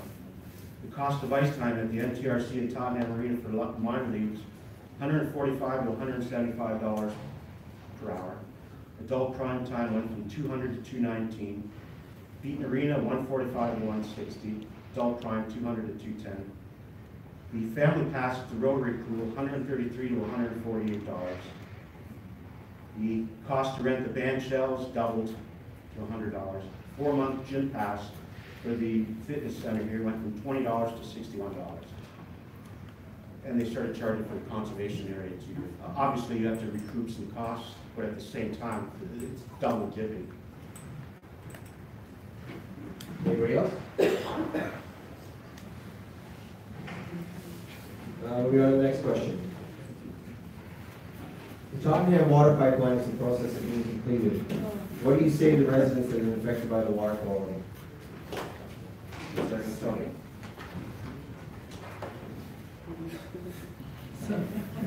Well, I mean, it's been an ongoing issue for a lot of years.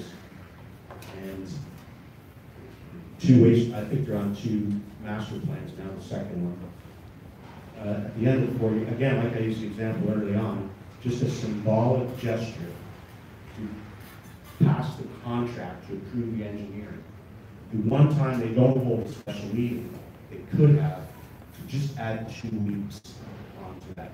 That's a symbolic gesture. I know Chris Ross brought it up a couple times in the past about passing on some sort of reduction in Tottenham rates until you're hooked up. I certainly support that. I know some other people have said, well, how are you going to do that? How are you going to do that? I say there has to be something that recognizes you should not be paying water rate until they're on the pipeline. That's basically. Peter?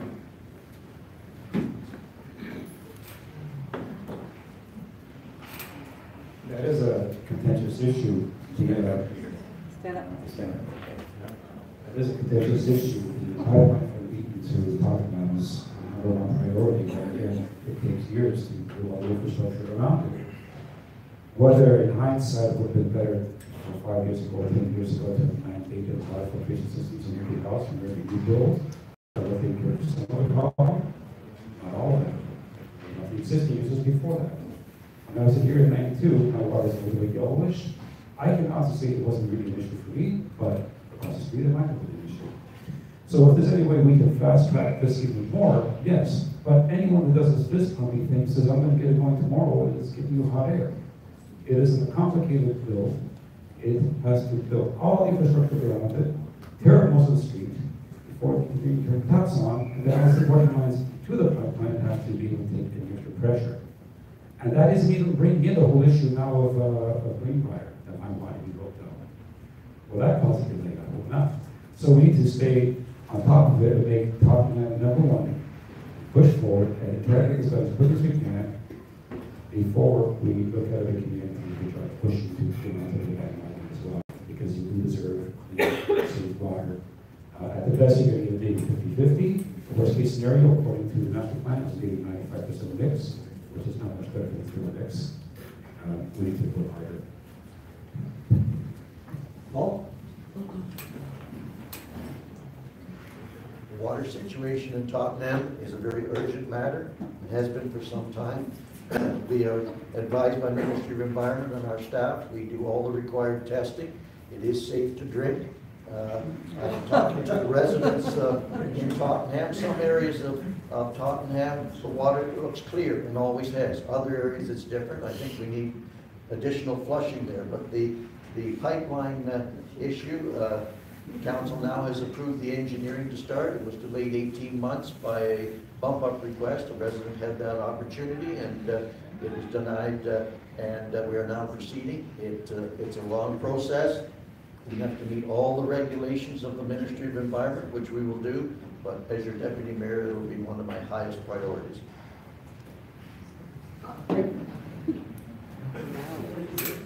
Yes, the reason that the water has been so likely to stick down to Tottenham is that for 10 years we had no growth in Tottenham. And this pipeline is paid by the developers. We've now got growth very actively in the south end, and so we could go ahead and start the pipeline. It's going to take approximately 3 years. And as Paul has said, that there was a resident in Tottenham that had the right to bump it, which they did, but it took them approximately a year and a half to get back to us. So that's the reason that we're about a year and a half out. But the pipeline is coming to Tottenham, and it should be here in 3 years, and there will be a blended mixture of water with the Tottenham wells and with the water coming from deep. Richard? Thank you. The engineering's approved, so my response is simple. Full steam ahead. Make sure the time frames are met. We push forward with urgency. Those doing the work, we hold them accountable. Make sure it's being done. We go to the province. We stress them how important this is to our community. We let nobody go. We keep the fire going, and we push and we push and we push. And Tony mentioned Councillor Ross at the last budget thing. Councillor Ross has always advocated for the water. And one of the things we talked about is I would certainly consider some sort of rebate program or look at something. But the main thing tonight is we got to go forward with urgency, no more delays. You know what? And hold everybody accountable, and everybody has to do exactly what they say they're going to do so that we can get it here urgently. Any opposed? Can I say that also, they mentioned about a contract with Collingwood and some sort of negotiations or something that's got to go on that they've been talking about for years. It still seemingly is nowhere, and we need Collingwood to increase the supply. Again, there's been absolutely no urgency on this council to act. It's all been when someone shows up to complain, then they chatter on or something. Paul? I certainly disagree with Tony's comments there. This council has taken the water situation very seriously, and we would be 18 months ahead now, and likely would have been in the ground by now. With respect to the Collingwood, that's one of my highest priorities. The existing contract for supply of water from Georgian Bay expires very soon, and negotiations are proceeding, and we hope to have a new agreement very soon with Collingwood to give us additional water. It's going to require some capital expenditure on our behalf, and as your Deputy Mayor, I will make sure that that process takes place in an urgent manner. Okay, moving on. As we touched on with growth, our increasing population means that our roads have more cars on them. And that also means that our downtowns are going to be more congestion. How are you going to deal with downtown congestion? Peter.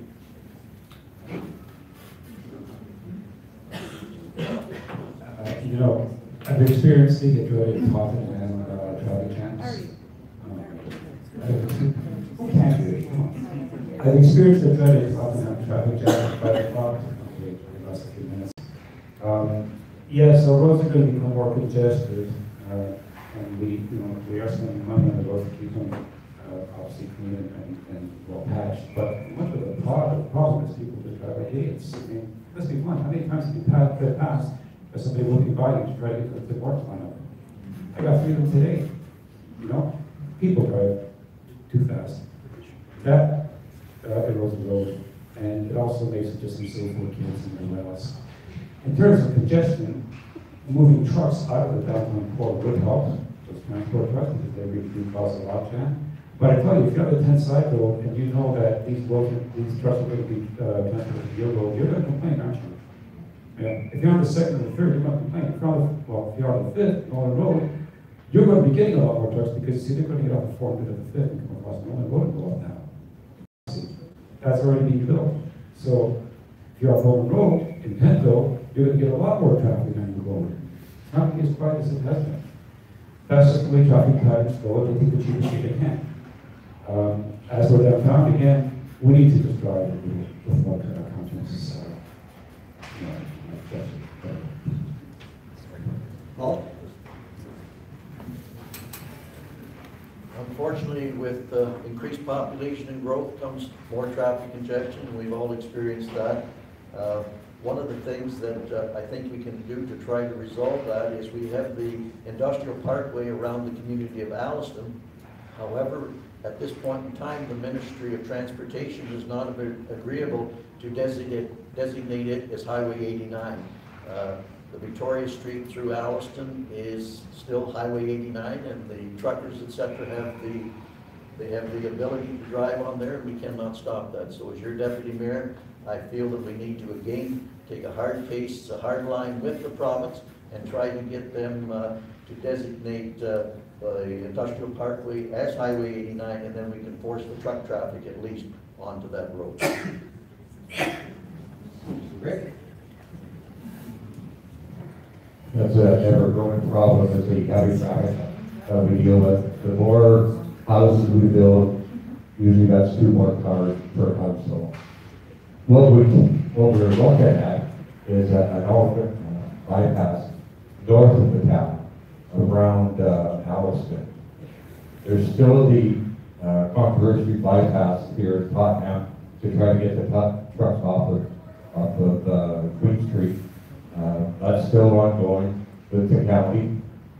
We've included more police officers in the town of New Tecumseth. We've now they're now not only are they driving vehicles, but they're out there on foot patrol, and they're also on bicycles, and they're laying charges for offenses that under the Highway Traffic Act. But with growth, traffic comes.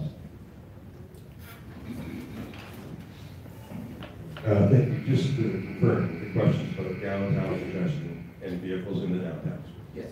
So I think the first thing we need to do is we have to consult with our BIAs, the Business Improvement Associations, that's Beaton, Tottenham, and Alliston, and that's made up of all the business owners and property owners.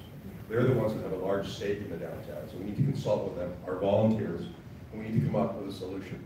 And I think by encouraging these partnerships and building that working relationship, enhancing it, where we need to collectively come together, because it's a great question. I'm not quite sure how we do it. We had an issue with Beaton, with the trucks coming through. At the end of the day, we collectively lowered the speed limit down to 40 because it's a county road all the way through. It was the best we could do to eliminate the traffic, but it did work.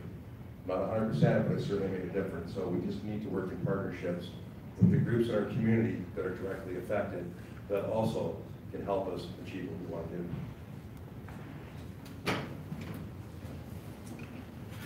You know, the traffic studies come with development applications. These guys are supposed to do these studies and hand them in. And as far as I know, I don't remember any of these guys ever having a problem with, maybe 500 houses might be a problem on the roads. These traffic studies always conclude that that would be a problem. You're not widening the main streets.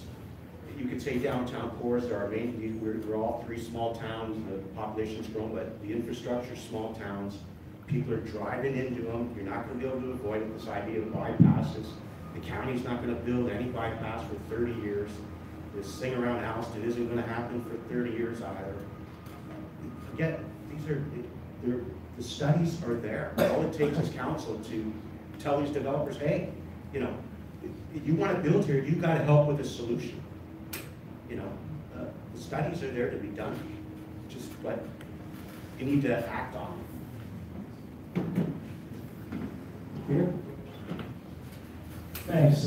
You guys drive through some of the small towns in the area, and have bypasses built around them. You know, sometimes the unwanted effect is lack of exposure to the downtown stores and the cores start to suffer. So on one hand, we have these cores that need to survive, but if you move the trucks off the cores, that's not so bad. But if you start losing greater vehicle traffic, the chance that you might be shooting yourself in the foot and hurting very people in trying to help. So you have to be really careful of what the solution is going to be. But you might want to consider two things. Moving the trucks out of the cores is going to help on one hand, and a small acre town transit system is probably going to help as well because it will move people around a little faster, I think. Anyone else? They tried to move the trucks out of Tottenham, but then you create a different problem because where are they going to go? They're going to go on the side roads. So now you've got rural people who are going to be not happy that transport trucks are now detouring around those streets. So it's a tough one, and you keep approving these developments with the same road infrastructure. Sure, they're building roads within their developments, but they're not contributing to moving people out. Peter? Perhaps for long-term development, we have to look at how developments are being built. And, you know, I mentioned about the interconnecting trails. We also want to consider the necessity of putting two-lane transportation laid right through the Tecumseth. That region is going to be perfect for trucking right now. So they know what we're going to get from every time. The north of the town, we should start looking outside of our town for solutions.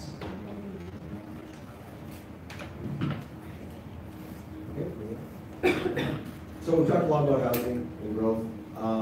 There's another side of that, economic development.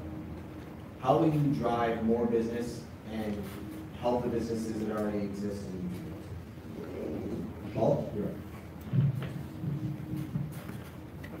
Economic very important. We must try to increase the commercial industrial development, as I said before, the tax rates, and they help cushion the tax rates on the residential. We do now have an economic development officer full-time with the town, and he works in close conjunction with the county's economic development department.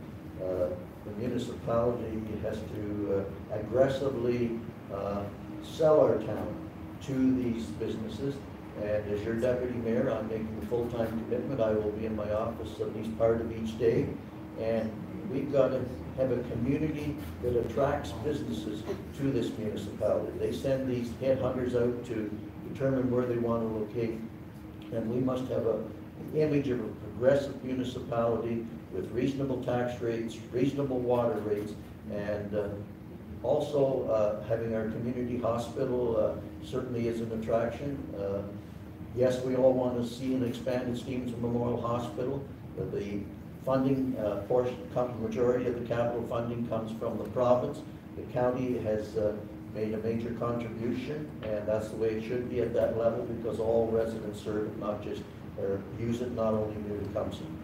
So we must promote New Tecumseh more aggressively and sell the town so that other people look at it. We have the rail lines, which is important, and I aggressively will work at it as your deputy mayor. Great. Yes, we hired an economic development officer about 6-7 months ago. One of his jobs is to meet with the BIAs with their monthly meeting. He's also goes around through all the industry that we have today to make sure that the town is doing everything they can to keep that industrial. Also, as Paul just said, he belongs with the county of Simcoe Economic Development, and they work together for the county in trying to get industry in. We've had a few large industry come through the industrial road and look at the property we have, and we've lost a couple of them. Right now we have 2 more that's looking at possibly build industrial road. Thank you. I guess I'm kind of reiterating myself again, but I think the most important thing we need to do is recognize we got a 1,000-acre industrial park out there. And we've had it for a while. And we do need to aggressively advertise for it. we do need to aggressively promote our town. More importantly, we should be very proud of the town of New Tecumseth. And how do we attract people? We work with our chambers of commerce. We work with our BIAs. We work with our community groups. So that when people come, you're saying, wow, you know what, I can live in the rural. I can live in Tottenham, or I can get down to the city real quick. I can go to Beacon. It's a little bigger, a little quieter. There's a quality of life there for me too. Or I can go up to Alliston, where there is employment up there, the amenities are there. So we're unique. We offer 4 different lifestyles in one town. And we need to share that with everybody and let them know we can take you from you're here all the way till you get much older or wherever you want to be. You never have to leave the town of New Tecumseth. You know what? And that's very important. And once again, we need to say to the county, because they helped Innisfil and Bradford developing those industrial lands on 400, which is a direct competition in New Tecumseth. And more importantly, we help pay them to do that. I just totally disagree with that.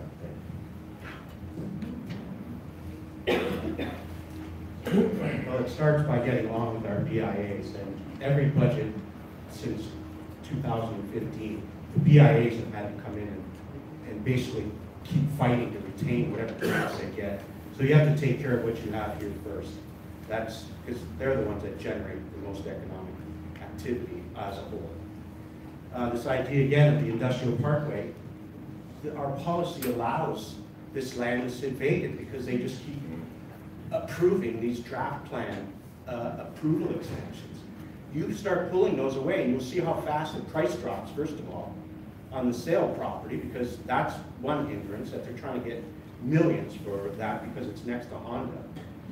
And as well, if you look through the new official plan and the varied comments through it, all the requests from people who have some of these commercial lands and industrial lands, they're asking to get it flipped to residential. I mean, that's what the next council is going to be dealing with once this county issue with where the growth comes in. These guys are going to come in and they're going to ask the next council for approval to flip commercial and industrial land to residential because they can sell residential quickly. They don't want to do the hard work to attract industry and that. I can imagine how overworked this one guy is in the office. Peter? You know, if this one is a question, I forget. We're talking about the question is, what will you do to drive new businesses to New Oh, Tecumseth? new business, I'm sorry. Thank you, sorry, causing for 1, 2, 3, 4, 5, it's all back. And I kind of mentioned it a few times already that we need to work on industrial and commercial because, I'm sorry, industrial and manufacturing because those will bring up our tax bases. It's been proven that any community that loses those tax bases will have a higher residential base. That's been proven. You can find that information anywhere. Now, you know, to say that we now have, is like saying I couldn't sleep for 4 years, and oh yeah, maybe 8 years, and you need all this to think about it. You should have been doing this 10 years ago. You knew it was being done. You should have done it, should have started 10 years ago. Should have started 4 years ago, whatever. In 2010, I was talking about bringing transportation into our towns. It was ignored. In 2014, I was talking about transportation. It's still been ignored. And tell me something. If companies want to build around New Tecumseth, do they want to build in an area where, let's say, their employees can't get to work if they don't have a vehicle? Or maybe there's some other option apart from, you know, doing this? You know, transportation is one of the things that manufacturers and businesses look at. And what people would, when they move to a community, they look at those things. And let's also throw in the fact that we need an education hub in our town, so kids don't have to go off to Derry or wherever, or find a house in Toronto to get an education. They're forced to do it here. That's a little bit out of what we talked about, but that's still part of the topic. 10 seconds left. Yes, more commercial, more industrial, more manufacturing, and we need a transit line. Finally, you guys have been sleeping. The wonderful guys I love you, you've been sleeping. Now it's not good time. Paul, With respect to the economic development, it's not only attracting new commercial and industrial. As your deputy mayor, I will be sitting down in conjunction with the mayor and talking to existing businesses. A lot of the growth can take place when they expand. And it's just not new businesses coming in, it's existing businesses being able to expand. And the municipality, we need to sit down with them, and I will, as your deputy mayor, sit down with them find out what their needs are, and hopefully they will be willing to expand. We must cooperate with existing businesses. Great. Whenever you come there in the next term, I will encourage my council not to allow that industrial change as it is. Because I believe that industry is coming. One of the challenges that we have, and I hate getting back on my soapbox, is transportation. Right now, they're having challenges getting employees to do their workplace now. I believe if we have an internal transit system that guarantees employers that there will be employees that come to their place, that they will stay. Also, we'll keep working with the economic development too. Peter? You know, working with, of course, is important, but getting somebody public things and making this pretty is not going to increase traffic, if there's no traffic to come in. People have to go, oh, hey, can you look it outside, actually go visit. We need to increase our tourism attractions to get people to our town. That will help our stores. That will help stores stay open. But we need more stores in Parkland, in Allison, because way more, for commercial stores, which always under risk of becoming the little urban slums that you see in buildings and everything else. Our stores are really important. And again, we need to attract tourism in, and we need to really market ourselves out there. And we're not doing it. Great. In the last 4 years, this council has seen 150 new business open up in the town of Tecumseth. And each business is usually 2 to 3 people. So that has brought jobs into our workforce. Also, we've got 150 new business. That means that there's 150 new tax people coming this stuff. That means that we can encourage more business by showing that we have included 150 new business.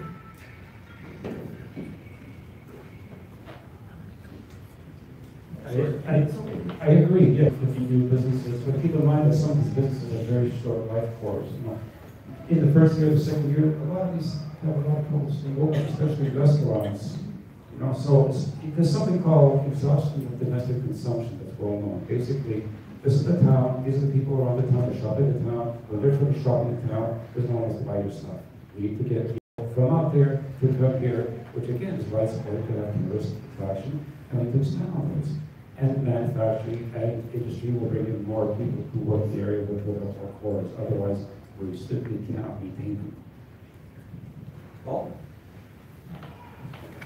While I was campaigning in one of the new major subdivisions in Tottenham last week, I had several of the new residents say to me, we need more commercial stores in here to come. So they find that they have to go out of our town to do a lot of their shopping. And I think that's very, very unfortunate. They just called a special meeting for Monday night, and one of the items that they're rushing through is exactly what the opposite of what Paul's saying. They're taking commercial land and allowing the guy to put 59 townhomes on it. I mean, it's completely opposite of what Paul just said. Paul? Just further to that matter, the type of stores that they weren't looking at the type of stores that will go into that development. They wanted to take more box stores. It's a plaza, it's a couple more ribbon cuttings. Any more comments? Our next question is a two-part question. Please, we kind of touched on it before, but please explain your position on the new administration center. If you're not in favor of building it on the Allston Public School site, what would you plan to do with the money from the sale of the Allston Public School? Starting with Rick. Thanks for the question. I supported the new town center. I think it's time that we have to get out of the place that we're in. The building that we're in is housing over 73 people. We have 3 washrooms.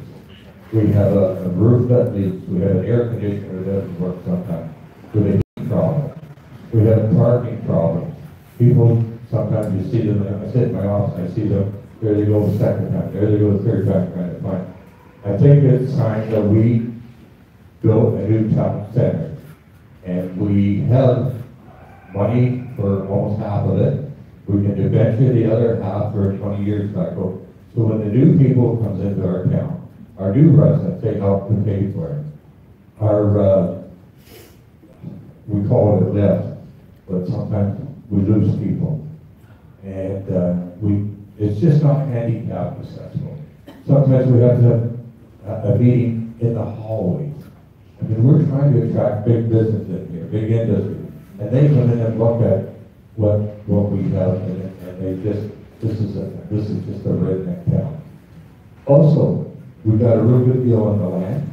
And sure, we can sell it back to a developer and for double the money or whatever, and he can build, or they can build townhouses or apartments at. But we've got this built, this land, and this is what we should build our new town center. Also parking. Richard? I think I said earlier that I'm totally against doing this. I don't believe in taking $7 million from our reserves and doing it. I don't believe in taxation, which I think will be $10 to $12 million because this project's going to run close to $20 million. Do we need more space? Yes, but there's other cheaper options out there. And I'm not just going to say what they are. I'm going to tell you what I think they are, because there are choices. We're building a new fire station from development charges on the 14th line. And those development charges are going to pay for all the infrastructure out there. We could add on to that fire station. We have the JLC in Beaton on County Road 1. That facility was built to have a second story put on it. Or we have 35 acres. We could go out the back and expand there. On your main street, I'm not sure if it's still vacant, but it was an auction. You have the Tottenham Medical Center that we could have purchased. And we could people there. I don't believe we need to have everybody under one roof and keep everybody together. I think we need to spread it around the town and use the resources that we have from the town. And yes, we got a great deal on that building, or sorry, that building property. We only paid $1.1 million for it. My understanding is probably the most viable prime real estate in all of New Tecumseth, sitting in the downtown core of Alston. My understanding is worth over $6 million. Two choices. We can sell it, or, as we touched on tonight about affordable housing, we could look at doing that, putting people there, providing life leases, and taking care of people in our community. That's where we got to get together, and we got to decide how to move forward. So for the record, I'm totally opposed to the administration building.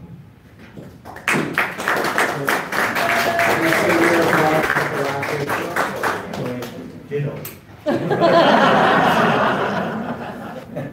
Good answer.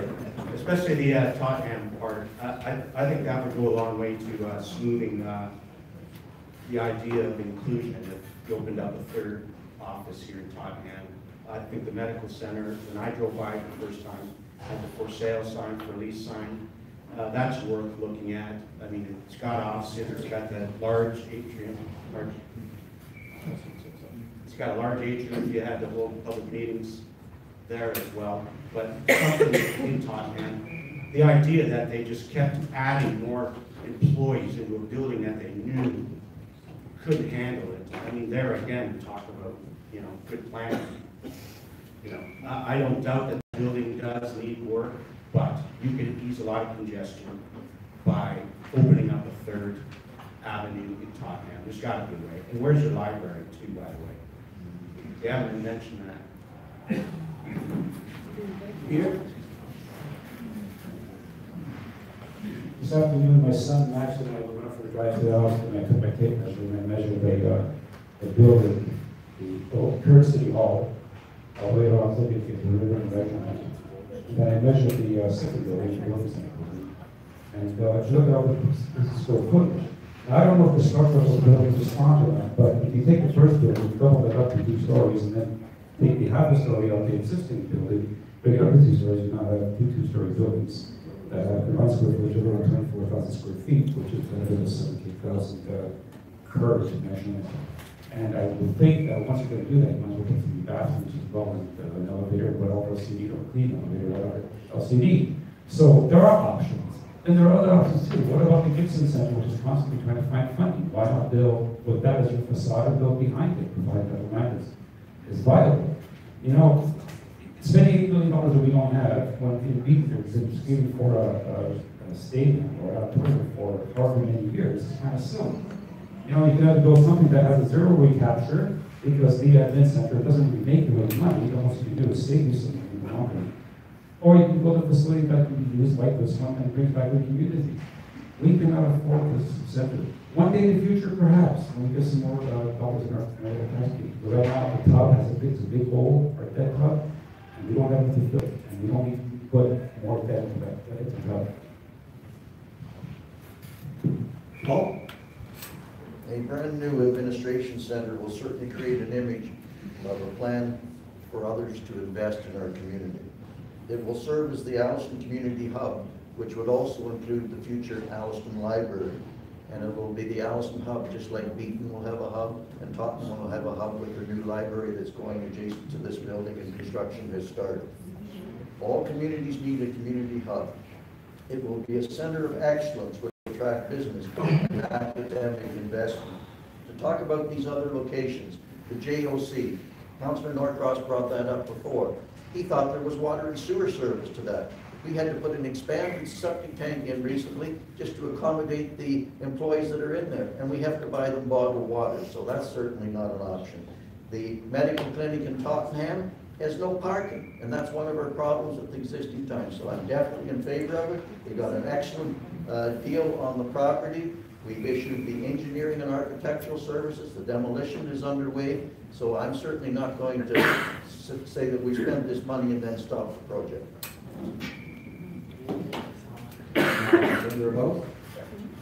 Richard? Thank you. Just to respond to what Paul said. In 1997, I was the new Tecumseth Hydro Commissioner. I'm well aware there's water out there, and I'm well aware of where the facility and services are. So to imply I don't is not true. Why I want it out there is because it was centrally located and it was a cheaper option that we should look at. We can put a new well in. We did expand the septic services out there. So there are other options. Just because something isn't perfect, you can't go, no, don't want to deal with it. So just to make it perfectly clear, I'm well aware of what was out there. There are no town services, but facilities operate out in the rural areas based on well and septic services. Peter?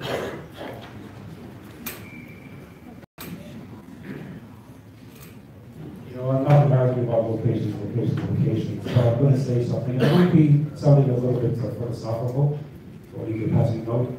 Any community could build a great monument.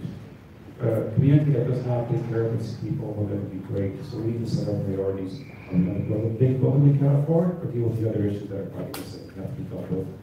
It's your choice. It's your choice. It's not our choice. It's your choice. All right? If you want the center, you'll get it. If you don't want it, you want something else, you'll get it. But you speak up. I have to say for Mr. Whiteside that it does take courage to come into Tottenham and talk about building an Alliston hub.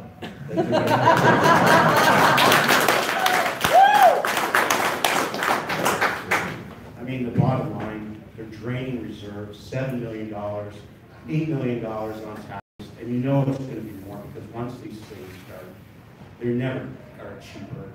I'm not talking about getting rid of Alliston and moving the Alliston Administration Center. I'm talking about opening up a third flank in Tottenham, which I believe would go a long way to easing this idea that they're not part of the town. Well, it's imperative that we proceed with the new administration center. It's not adequate for the current town. It was built, I was involved in the building of the addition.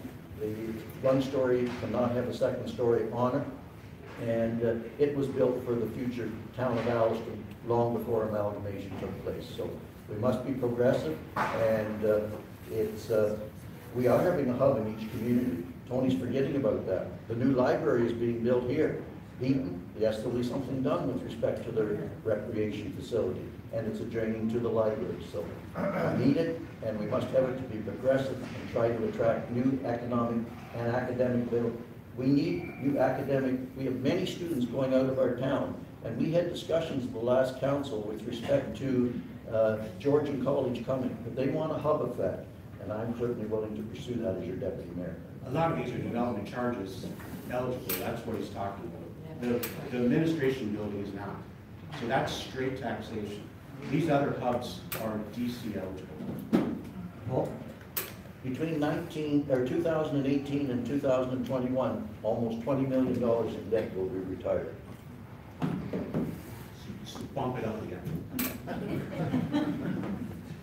And they waffled on Banting as well. They wanted to build it. With respect to the bandage, the province has indicated that they will not build a new banding unless it's in a hub complex. And we had negotiations with an academic development, the county of Simcoe, and a YMCA was prepared to put approval into the facility. And they will not proceed with the new banding until it falls down or they're involved in a hub.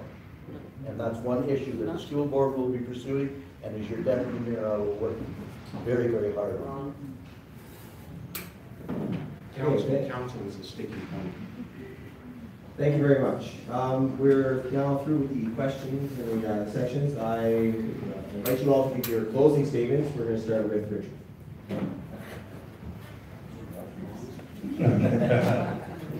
We each have 2 minutes. I know I've been here long enough, so I'm going to be really quick on this. I came here tonight with a purpose. You know what? I'm a local business owner. I'm a community volunteer. More importantly, I'm your neighbor. I'm dedicated and passionate about our community, and I've shown that through my volunteer work and my time on council. I will listen, I'm available to you, and I'd love to have discussions. And I believe in accountability and transparency. My message tonight to you is real simple. I know everybody has issues. I want to tell you I'm taking a stand on them. I'm telling you where I want to go. I'm telling you what I'm going to do, and I'm telling you where I think we should go in the future. If elected your deputy mayor, you know I'll have open, honest discussions with everybody, and I'll make sure you know where I stand. I'll make sure I tell you, and I'll meet with you to discuss it. Because you know what? Ultimately, it's our town. It's our future. Together, let's go forward. Thank you.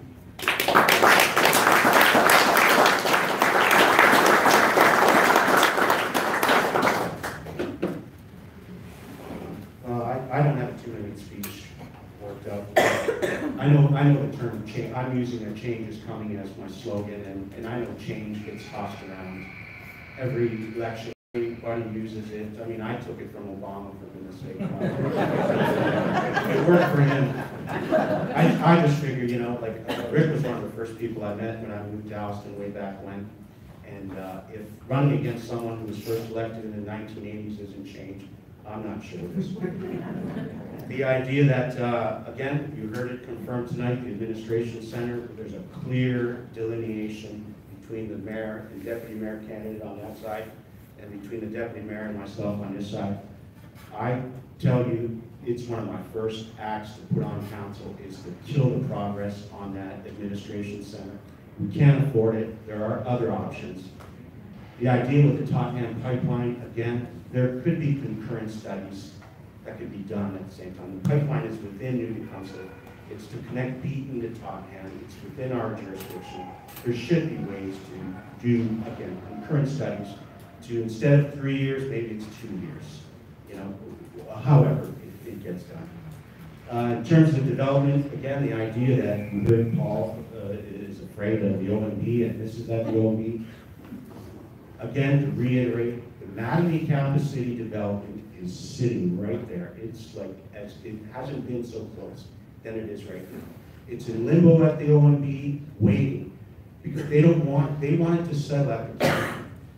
Votes at the county are very critical. That's why they want water and sewer up at the county, because it takes us out of the loop.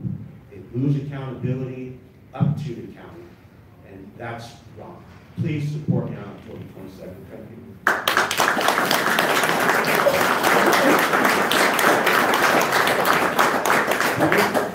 I'm not going to be as warm and fuzzy as Richard. He's a good talker. Oh, I think it must be better. There.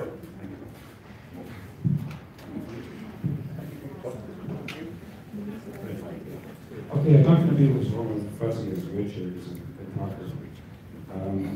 And Tony, Obama took this weekend from all the builders.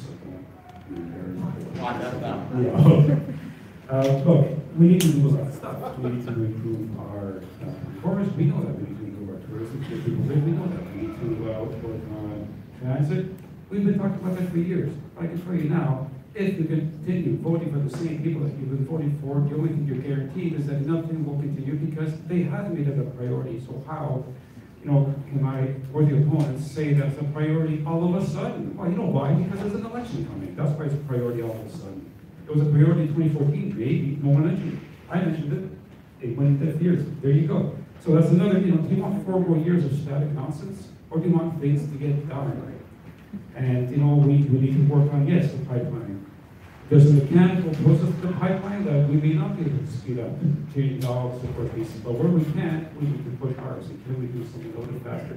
Even a couple of months is going to save a lot of hassle for the residents. So we will push on that, okay? And we need to really work hard on the economic development. Again, to say that we're now getting somebody, it's like saying, oh, soon I'll pay my bill, or soon I'll get a job, or soon I'll put the tire back on the car when I'm down the road. It's too late when it's too late. We should have started this years ago. We weren't. Nice guys, we were asleep at the wheel. We didn't do it. You don't deserve it for years. I do. We're going to work hard to do stuff that we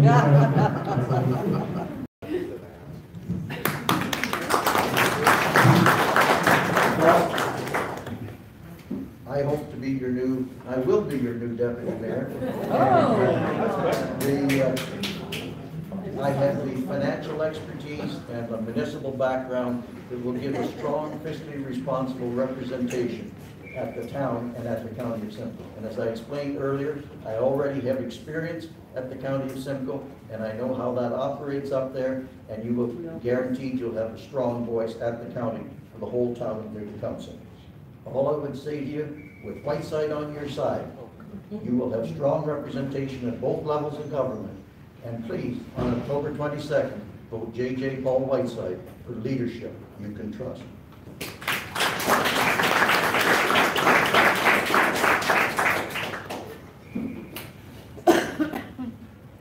The new council will need to come together as a working unit. They need to understand the issues in all the wards and then begin to work hard to address the challenges and decisions necessary to improve the quality of life in New Tecumseh for the next 4 years. Not all decisions will be easy, nor will they meet the approval of everyone. As a full-time experienced mayor, I can assist in these challenges. I want to thank the previous council and those that are running in the upcoming election. Representing the community and doing the best job they can is a serious commitment, both in time and responsibility, and one that they are prepared to take. Now, as you heard tonight, my opponent, Tony, is an excellent debater. He's great at what his debate at. The difference between Tony and I is I'm a doer. I'm asking for your support on October 25th as your mayor. Thank you.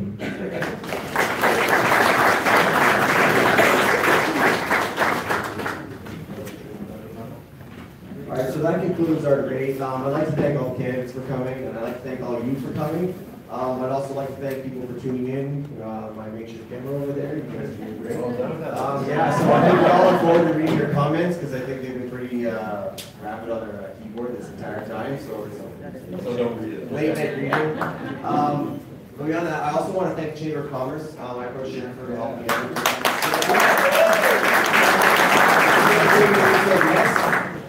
So they were able to provide the funding so we could actually host this here tonight. So I want to thank Sabina from now. She's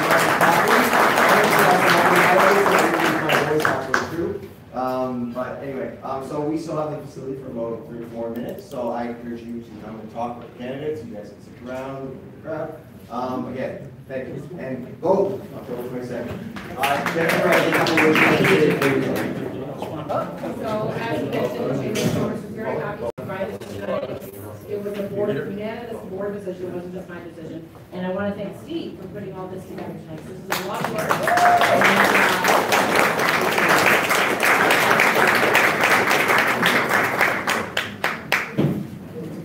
You're all free now. Yes.